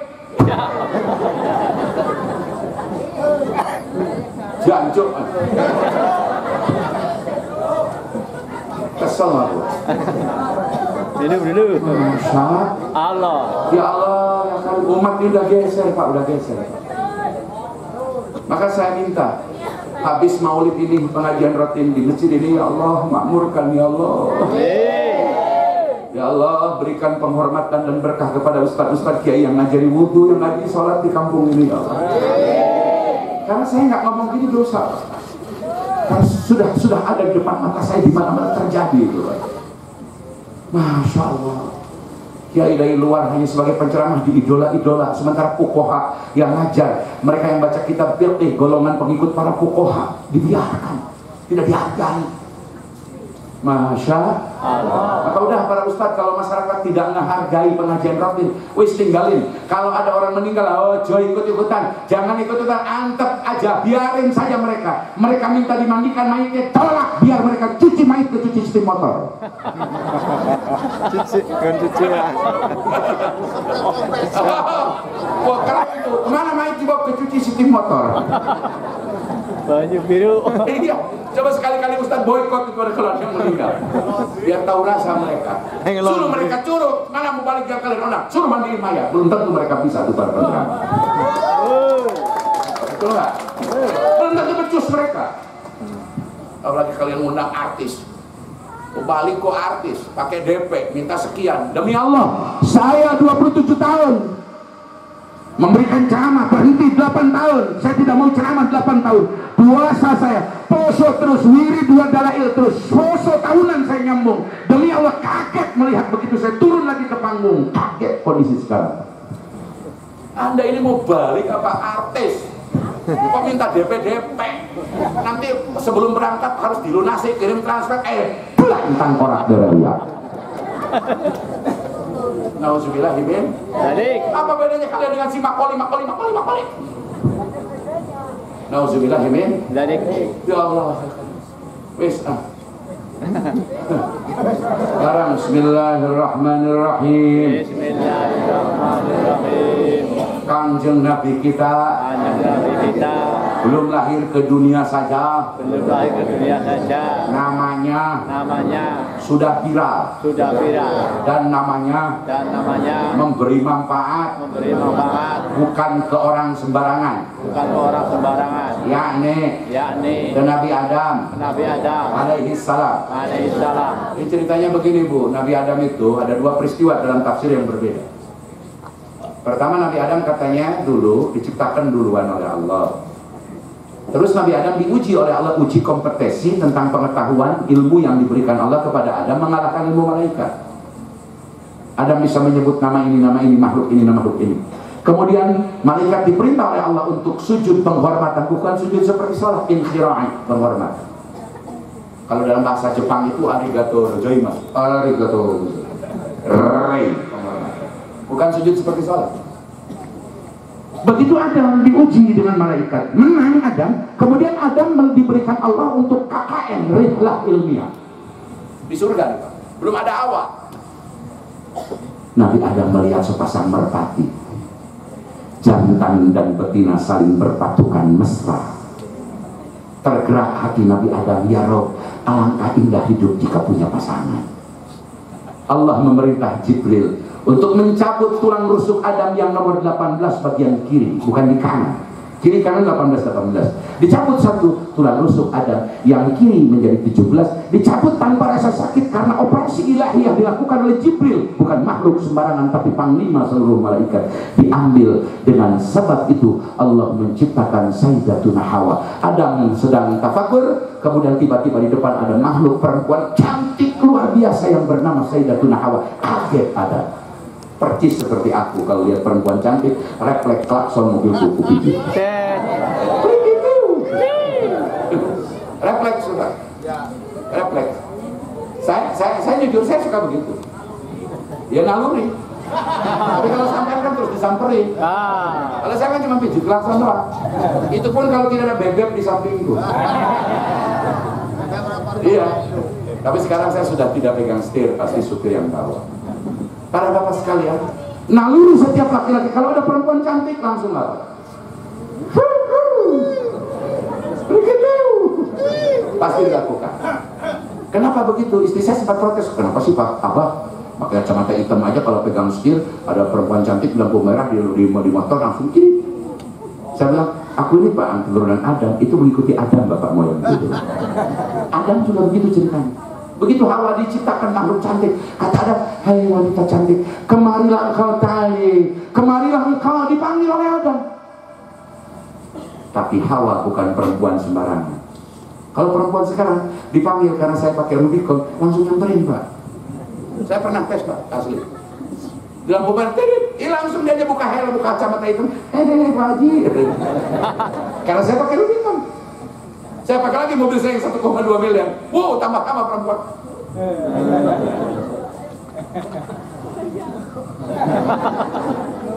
Dia nggak tahu mobil gua dapat kredit. Nauzubillah min dzalik. Hawa bukan wanita seperti itu. Dipanggil oleh Adam, lelaki jantan yang gagah rupawan. Apa jawab Hawa? Wahai Adam, kamu laki-laki, pantang aku perempuan nyamperin laki-laki. Engkaulah yang mesti datang kepadaku, wahai laki-laki. Jika engkau bersungguh-sungguh, datanglah ke rumahku. Lamarlah aku, itu namanya perempuan benar. Bukan janjian di pasar Patimuan mau hanya karena yang menjanjikan bawa motor NMAX. Lu mah nyosor. Kalau yang janjiannya pakai Honda Jazz, nyosor hanya karena bawa motor, bawa mobil Avanza. Masya Allah, Hawa jawab, kamu yang mesti datang kepadaku, bukan aku sebagai perempuan. Fitrahnya tidak aku yang nyamperin kamu. Perempuan sekarang nyosor. Nauzubillah min, makanya banyak pelakor. Kata Adam, oh iya, aku akan datang ke tempat. Datang Adam. Begitu sudah dekat dengan Hawa, Jibril datang. Kata Jibril, bro, nanti dulu bro.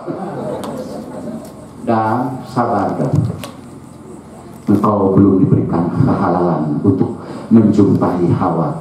Menikahlah engkau dengan Hawa. Walinya adalah Allah, saksinya aku Jibril dan Ajrail sebagai saksi. Maka apa maharmu yang kau mau sampaikan sebagai bentuk mas kawinmu kepada Hawa? Satu riwayat mengatakan Adam memberikan mahar kepada Hawa karena belum ada toko emas di Pangandaran, belum ada toko emas di Cijulang, belum ada toko emas di Patimuan, belum ada toko emas di berbagai kota, dan belum ada kota-kota seperti sekarang. Adam bermaharkan kepada Hawa, yakni membaca sholawat kepada Rasulullah. Itu hikayat, tapi ada riwayat yang sahih, bukan begitu riwayatnya. Pak, kan Nabi Adam di surga nggak boleh apa? Nggak boleh makan apa? Buah apa? Oh, yang benar. Duku apa? Anggur. Kok disebut kholdi kenapa, Hud? Karena dinisbatkan kepada Khalid dan pihak surga itu langgeng. Nisbatnya khuldi. Adam di surga sama Hawa, kata Allah, kamu tinggal di surga tapi bebas kamu apa saja, tapi ada satu yang kami tidak bolehkan untuk kamu berdua. Fala taqraba hadhihi syajarata fatakuna minal zalimin.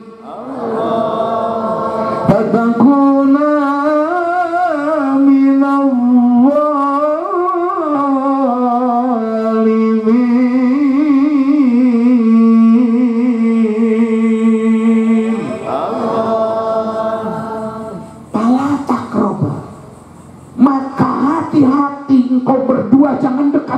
jangan dekat-dekat engkau berdua hadis sajarata pada pohon, atas pohon.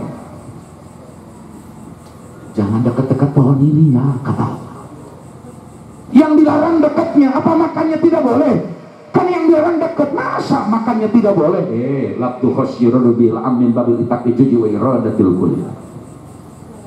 Mendekat saja dilarang, apalagi memakan, apalagi manjat dan memakan buahnya. Dekat kepada zina saja diharamkan, apalagi berzinanya.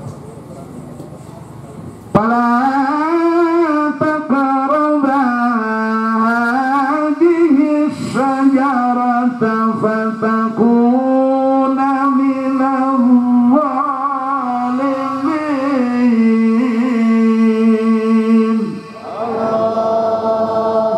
Aslinya kula ini kuari.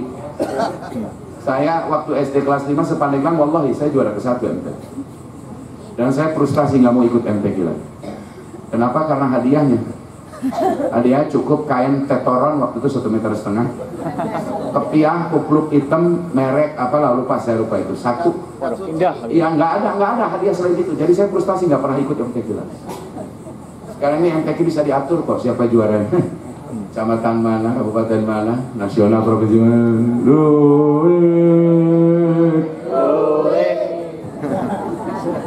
MTQ aja tuh hampir jual beli, Pak. Nauzubillah ini. Fala taqraba hadhihi syajarata fatakuna minal zalimin. Fatakuna minal zalimin.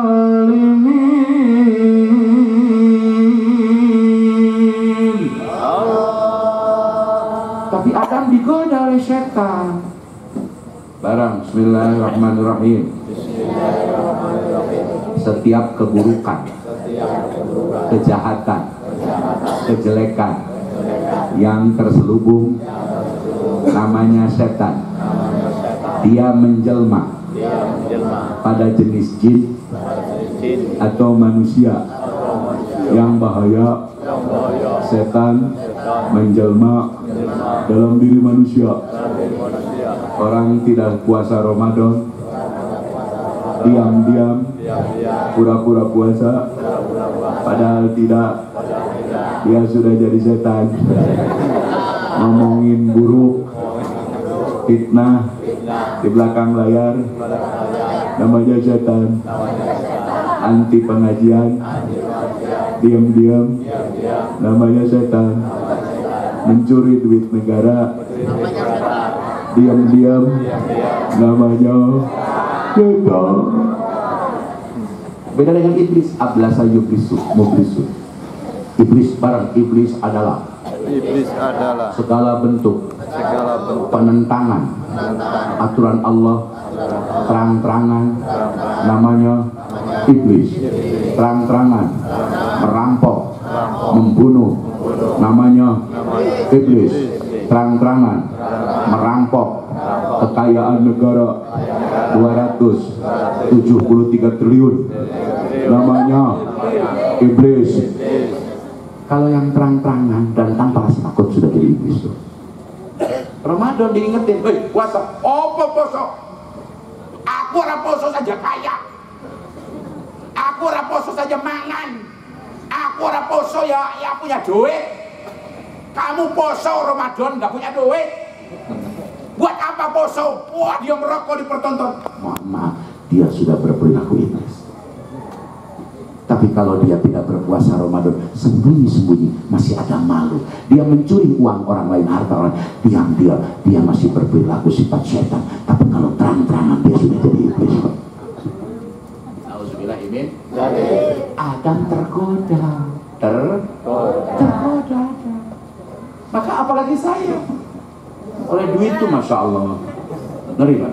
Maka nyuwun saya Bapak, saya sebelum jadi mubalik lagi, saya usaha dulu Pak, termasuk pabrik warung batok. Saya komisaris waktu itu, saya investasi warung batok Albasi Priangan di Banjar, BKL Bina Kayu Lestari Group di Tasikmalaya, pabrik Chunlo di Cirebon. Saya komisaris, saya punya gaji, saya punya pendapatan, saya punya dividen, supaya hidup aku tidak merana karena ada ceramah atau tidak ada ceramah. Maka istriku mau maulid mau tidak maulid dia senyum terus karena duit ada. Dan saya larang istri saya, awas kamu tuh perempuan, jangankan kamu pergi sama besti kamu ke makam wali sanga berhari-hari tanpa izin, tanpa mahar, haram buat kamu perempuan. Karena sunnahnya ziarah perempuan itu muqayyad, tidak mutlak, harus didampingi mahram. Kamu keluar ke supermarket di Tasik tanpa mahram, tanpa aku, tanpa anakku yang laki mendampingimu, maka aku tidak ridho dunia akhirat. Istri saya tidak pernah Pak beli pakaian ke mall terus, enggak pernah. Hanya saban hari pakai COD datang Pak. Alhamdulillah. Dan saya ridho. Saya bilang ke saya, habis 1 juta satu hari aku ridho asal tidak kamu berangkat keluar dari rumah.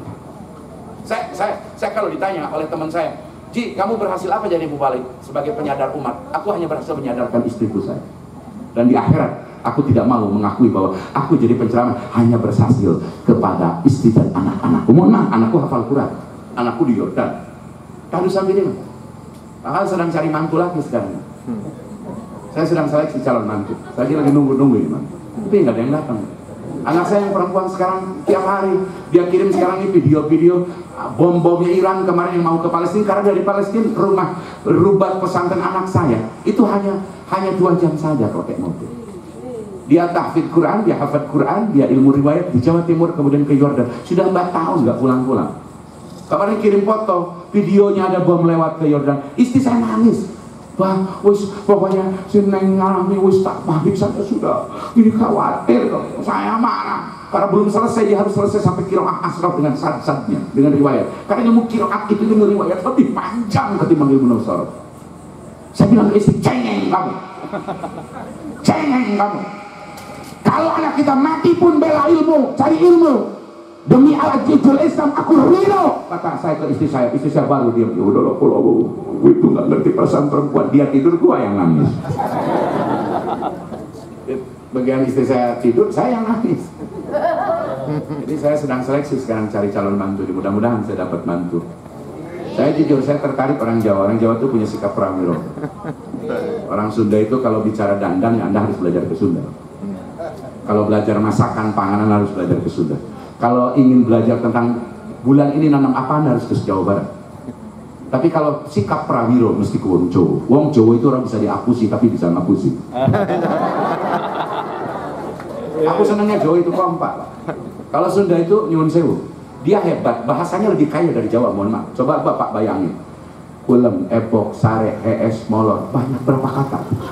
Nedak, tuang, emam, dahar, mangan, daang, nyatu, cacapek, jajablok, barang hakan, dodololodok. Banyak sudah itu lebih dari berjawa Pak. Mufrodatnya, vokal lebuari. Inggris saja hanya beberapa kata saja. Satu perbuatan, satu kata. Inggris hanya mengalami dialektika 4 kali perubahan tuduh, doing, dondas. Tugu, going, when, gone. Tapi kalau Sunda, panjang Pak bahasa. Jawa juga kalah Pak, tapi Sunda selalu kolokan. Maka saya sama Cak Nun sering ngobrol dulu, doakan Mbak Nun mudah-mudahan sehat walafiat. Saya dekat sekali, saya yang bawa dia keliling di wilayah Jawa Barat yang nanti. Ji, Sunda itu kaya budaya, tapi sayang mandul secara budaya. Jawa itu luar biasa. Maka saya juga senang sekarang keluarga saya dilamar sama keluarga cucunya Mbak Mun, anaknya Gus Adi. Senang punya nanti darah kami dari Sultan Hasanuddin tersambung kepada Sultan Mataram. Senang gitu Pak. Orang Jawa itu bisa mendem jeruk, bisa menahan diri itu yang luar biasa. Makanya di Jawa Tengah, di Jawa Timur adem suasana. Panas sedikit ya wajar karena pilkada beda pilihan ya. Wajar lah itu kan, nanti beres selesai juga wis Pak anu lagi kok gabung-gabung lagi loh, ngopi bareng lagi gitu. Jadi ini Jawa ini luar biasa. Aku suka dengan Jawa. Dan mungkin orang Israel akan kalah sama kalau berhadapan dengan orang Jawa. Ya mudah-mudahan nanti kalau perang Israel berakhir Imam Mahdi bawa orang Jawa. Karena orang Jawa di tempat panas bisa, di tempat dingin bisa, tidur di atas alas kardus juga bisa. Orang Jawa kuat mental. Jadi nanti kalau perang akhir zaman mudah-mudahan pasukan Jawa Timur, Jawa Tengah turun semua belain Imam Mahdi untuk membunuh Dajjal. Orang Jawa Barat bagian masak saja sudah bagian masak juga. Karena pasangan itu paling enak Jawa Barat. Nyun sewu. Gitu? Ya kalau perempuan-perempuan cantik ayu ya, kemudian mampu modeling ya Anda harus cari Jawa Barat. Tapi hati-hati punya istri orang Jawa. Jangan coba-coba kalau Anda nggak bisa cari duit. Hati-hati. Orang Jawa Barat itu cantik-cantik karena konsumsinya juga tinggi. Panganannya itu juga luar biasa. Jadi bumbunya juga mahal. Tapi kalau di Jawa kan nggak bisa. Cukup dengan kasih teh manis itu sih kan hidup aja. Guyonan saya begitu Pak. Itu ya Pak. Masya Allah ya kan. Mentalnya ini kuat. Nah Nabi Adam sama Hawa itu. Satu riwayat dikatakan Nabi Adam begitu. Dia tergoda oleh setan, tergelincir oleh setan. Dia makan itu buah. Kemudian Allah memberikan punishment. Riwayat yang kuat di dalam tafsir Ad-Durrul Mansur, Nabi Adam sebelum diturunkan ke dunia, dia melihat itu di tiang arsy ada tulisan La ilaha Muhammadur Rasul. Turun di Jeddah, di apa? Di Hindia. Saya nggak tahu di kampungnya Sahrukan atau di Sanjaidat, saya nggak tahu. Turun di Hindia. Di Hindia 40 tahun. Beliau menangis. Rabbana dzalamna anfusana wa illam taghfir lana wa tarhamna lanakunanna minal. Belum juga turun maghfirah dan rahmat Allah. 40 tahun menangis. Daud alaihissalam menangis 40 hari. Tanah yang tidak tumbuh, rumput pun jadi, rumput itu tumbuh, pohon itu jadi karena subur dengan air mata Daud yang tidak berhenti. 40 hari 40 malam Nabi Daud alaihissalam menangis. Bayangkan Adam 40 tahun nangis. Wah keren Pak, nangisnya juga pakai lapan robana, mudana bodoh. Kalau Bapak bedah kenapa domir mutakalimah gue? Tidak robi tapi robana panjang. 40 tahun, setelah 40 tahun Nabi Adam ingat sadar, dulu aku tengadah ke tiang arsy ada tulisan ya Allah Muhammad Rasul. Maka Adam barang Bismillahirrahmanirrahim.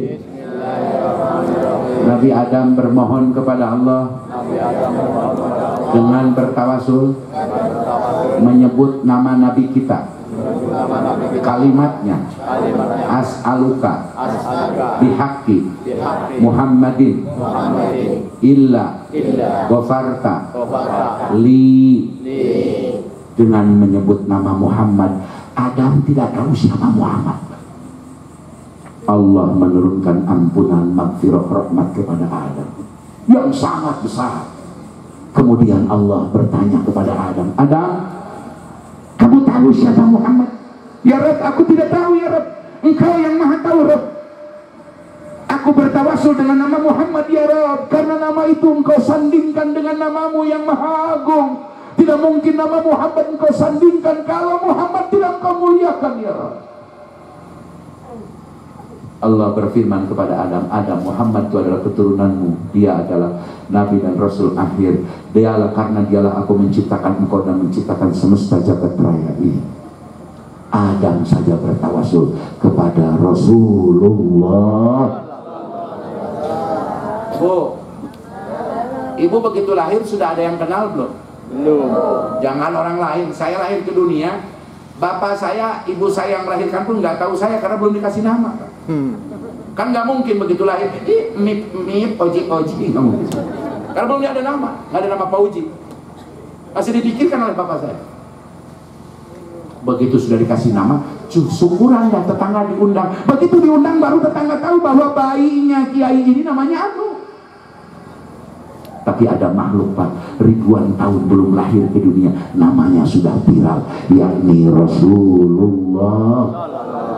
Di Zabur, di Taurat, di Injil dikenal dengan nama Ahmad, dikenal dengan nama Ahya, dikenal dengan nama Mahmud. Karena nama Rasul ada 200 lebih. Lihat di dalam kitab Dalailul Khairat yang ditarik oleh Sayyidi Abi Abdillah Muhammad bin Sulaiman Al-Zuzuli rahmatullah alaih. Kata Mbah Buya Armin Banten yang diaku oleh Gufron sebagai gurunya, padahal bukan, mohon maaf, saya tahu betul karena tetangga kampung saya. Barang siapa orang yang hafal dan bertawasul bersolawat dengan nama Nabi yang 200 lebih, Allah berikan kecukupan, turunan dan keluarganya tidak akan melarat dan fakir. Itu di Dalail Pak, halaman 100 lebih.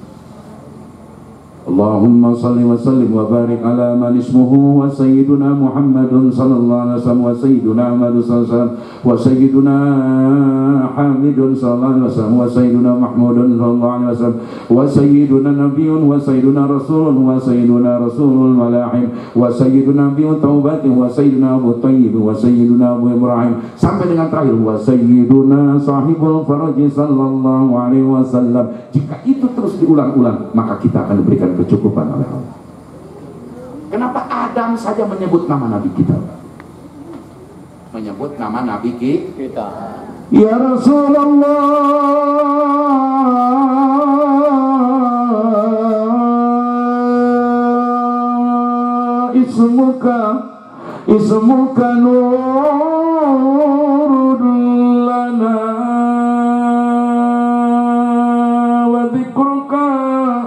wa dzikruka shifaa'un lana.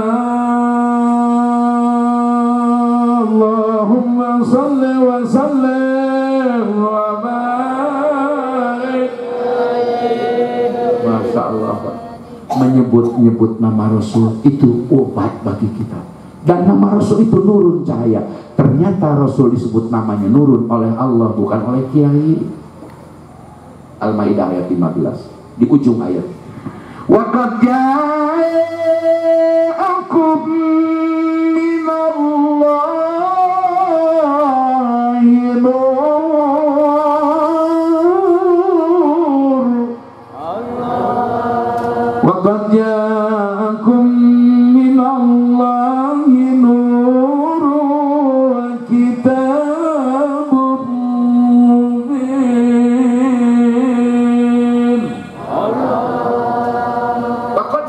dan nyata telah datang kum kepada kalian Yahudi Nasrani minallahi, saking Gusti Allah, apa nurun.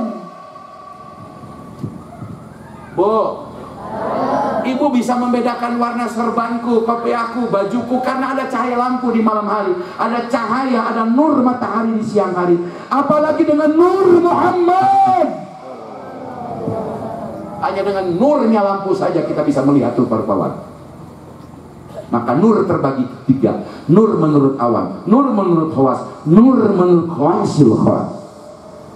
Musyahadah, ma'rifat, muraqabah, musyahadah, mukasyafah, nur khawasil khawas. Ilmu, baca kitab, bisa mampu menjelaskan kitab, menjelaskan ilmu, itu nur bagi golongan khawas.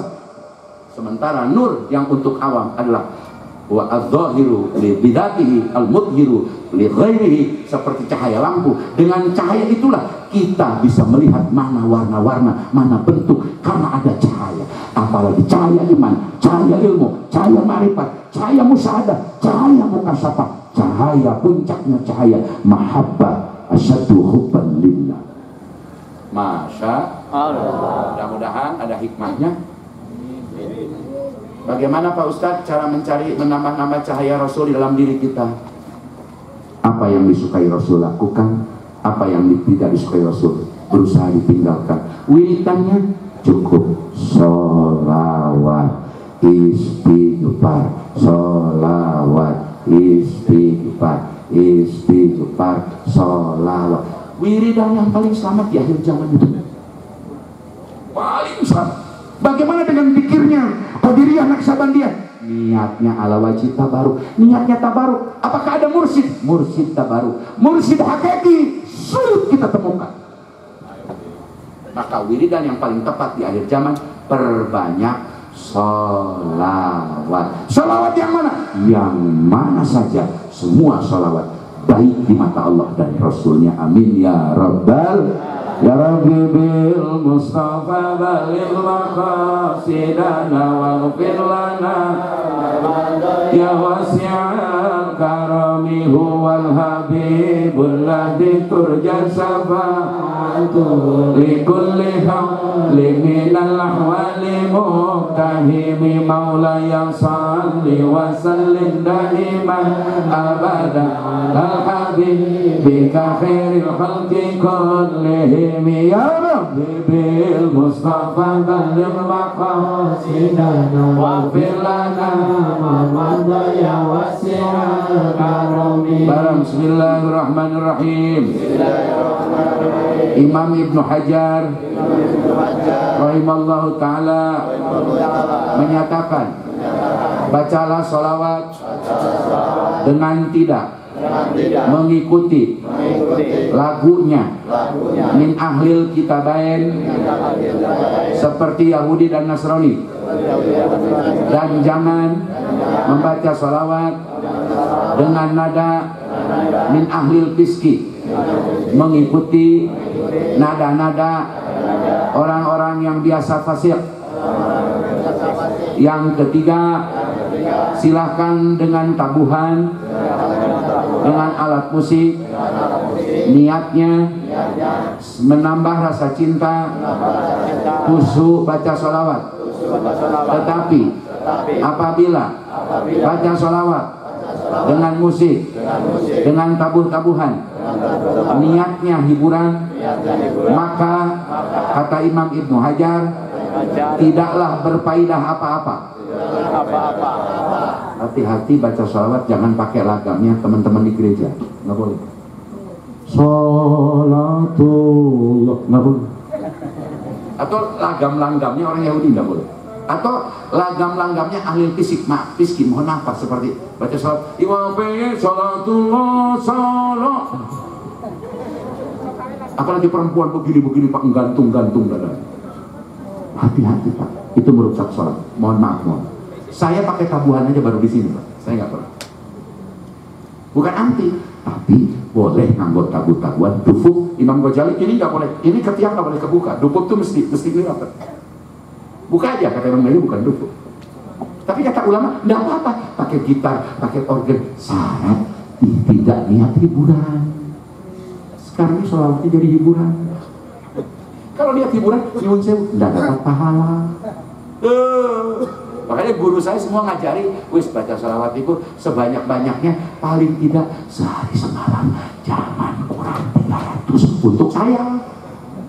Loh Pak Kiai, kalau buat orang sini, jangan kurang sehari semalam 12 kali baca sholawat.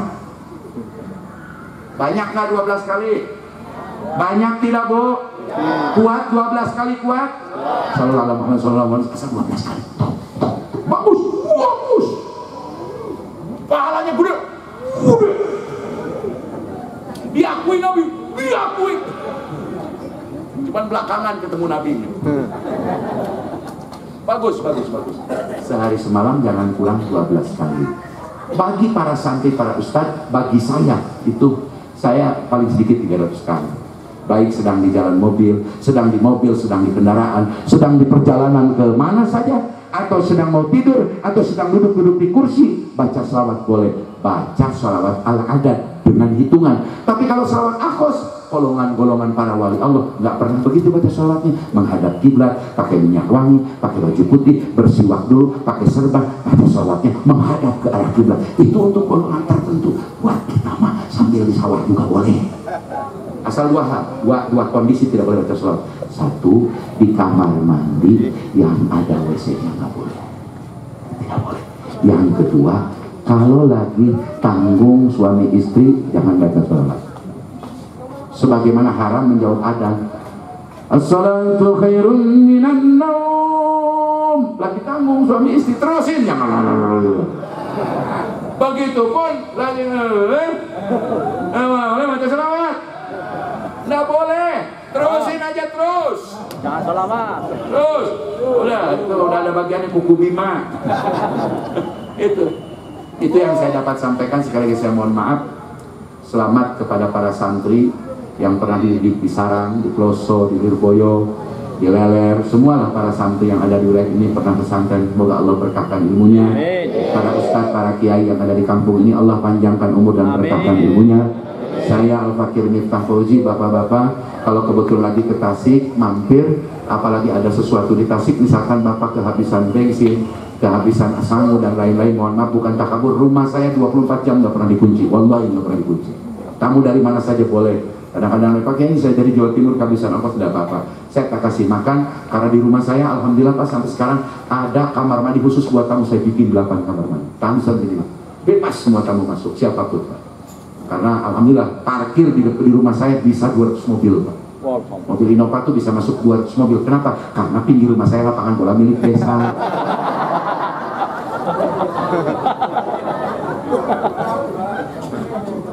Apalagi waktu saya rumah yang sekarang saya kontrakan di pusat kota Pak, di Cilembang, itu saya punya mobil 150 mobil karena tetangga saya sebelahan dengan terminal. Jadi Bapak Ibu jangan sungkan kalau ke Tasik ada kesulitan. Saya mau ketemu Kiai Miftah, minta antar polisi semua insya Allah kenal saya.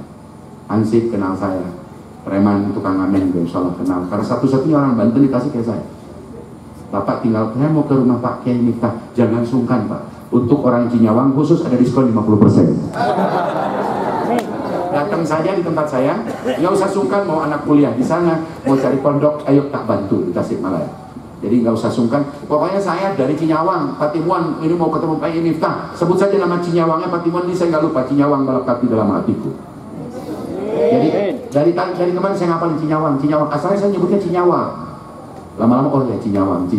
Jadi insya Allah saya nggak bakal lupa. Satu-satunya Jawa Tengah yang ngundang saya pasca beberapa tahun saya nggak pernah dulu ke Citinggil, Cimanggu, ke Albayan, ke Kesugihan, saya diundang sampai Purwokerto dulu Pak, tahun 92, 93 dengan Gus Anam, dengan Yai Mudasir. Itu saya koncolin Pak Yai Mudasir. Waktu zaman 3 partai politiknya cuma 3 waktu itu, PPP, PDI sama Golkar. Saya di P3 karena ikut membangun dulu. Setelah reformasi saya pensiun Pak, udah perawatan aja lah, nyari duit usaha aja gitu. Demikian, sekali lagi jangan sungkan kalau ke Tasik mampir ya. Mampir, nggak usah takut, nggak usah malu, nggak usah. Pokoknya saya mau ketemu Kiai Miftah yang Wong Banten pasti dianterin Pak. Bapak nanya ke Kuntilanak pun tahu insya Allah. Allahumma fiqh laqamin tariq, nasrun minallah fatun tariq. Assalamualaikum warahmatullahi wabarakatuh. Allahumma salli ala sayyidina habibina syafiina wa karimina wa maulana Muhammadin wa sallim radhiyallahu tabaraka wa ta'ala an kulli sadatina ashabi rasulillahi ajma'in amin. Alhamdulillahi rabbil alamin, hamdan katsiran tayyiban mubarakan fi ala kulli halin, hamdan yuwafi ni'amahu wa yukafi'u majidah. Ya Rabbana lakal hamdu kama yanbaghi li jalali wajhika wa 'azimi sultanik. Subhanaka la nuhsi sana'an 'alaika anta kama asnaita 'ala nafsik. Allahumma shalli 'ala sayyidina Muhammadin salatan tunjina biha min al-ahwali wal afat wa taqbilana biha jami'al hajat wa tutahhiruna biha min jami'is sayyi'at wa tarfa'una biha indaka 'ala darajat wa tuballighuna bi aqsal khairati fil hayati wa ba'dal mamat wa 'ala alihi wa sahbihi bi'adadi ma fi ilmi. Allahumma shalli 'ala sayyidina Muhammadin salatan taj'aluna biha min ahli ilmi zahiran wa batinan wa tahsyuruna biha min ibadika salihin wa alihi wa sahbihi wa sallim bi karamati Syekh Abdul Qadir Sayyidina Khalid bin Kalam bin Abdul Latif, bi karamati Syekh Ahmad Sabari Jiwadus Cirebon, wa bi karamati Syekh Bagus Ahmad Baki Superbaret, wa bi karamati Syekh Mbah Hashim Asy'ari Jombang, wa bi karamati Syekh Raden Asad Samsul Arifin. Allahumma shalli ala sayyidina Muhammadin wa ala ali sayyidina Muhammadin salatan taftahu lana biha babar ridha wa taysir, tughlaqu bi'anna babas syarri wa ta'fir, wa takunu lana biha waliya wa nasira ya ni'mal maula wa ya ni'mal nasir. Allahumma shalli salatan kamilatan wa sallim salaman taman ala sayyidina Muhammadin alladhi tanhallu bil qad wa tanfaridu bil karam وتقضى بالعوائج وتنال بالرغائب وحسن الخاتمة استسقى الله بوجهه الكريم وعلى آله وصحبه في كل لمحة ونفس بعدد كل معلوم له. ربنا آتنا في الدنيا حسنة وفي الآخرة حسنة وقنا عذاب النار. صلى الله على سيدنا محمد وعلى آله وصحبه وسلم. سبحان ربك رب العزة عما يصفون وسلام على المرسلين والحمد لله رب العالمين. أسألك الإجابة. الفاتحة.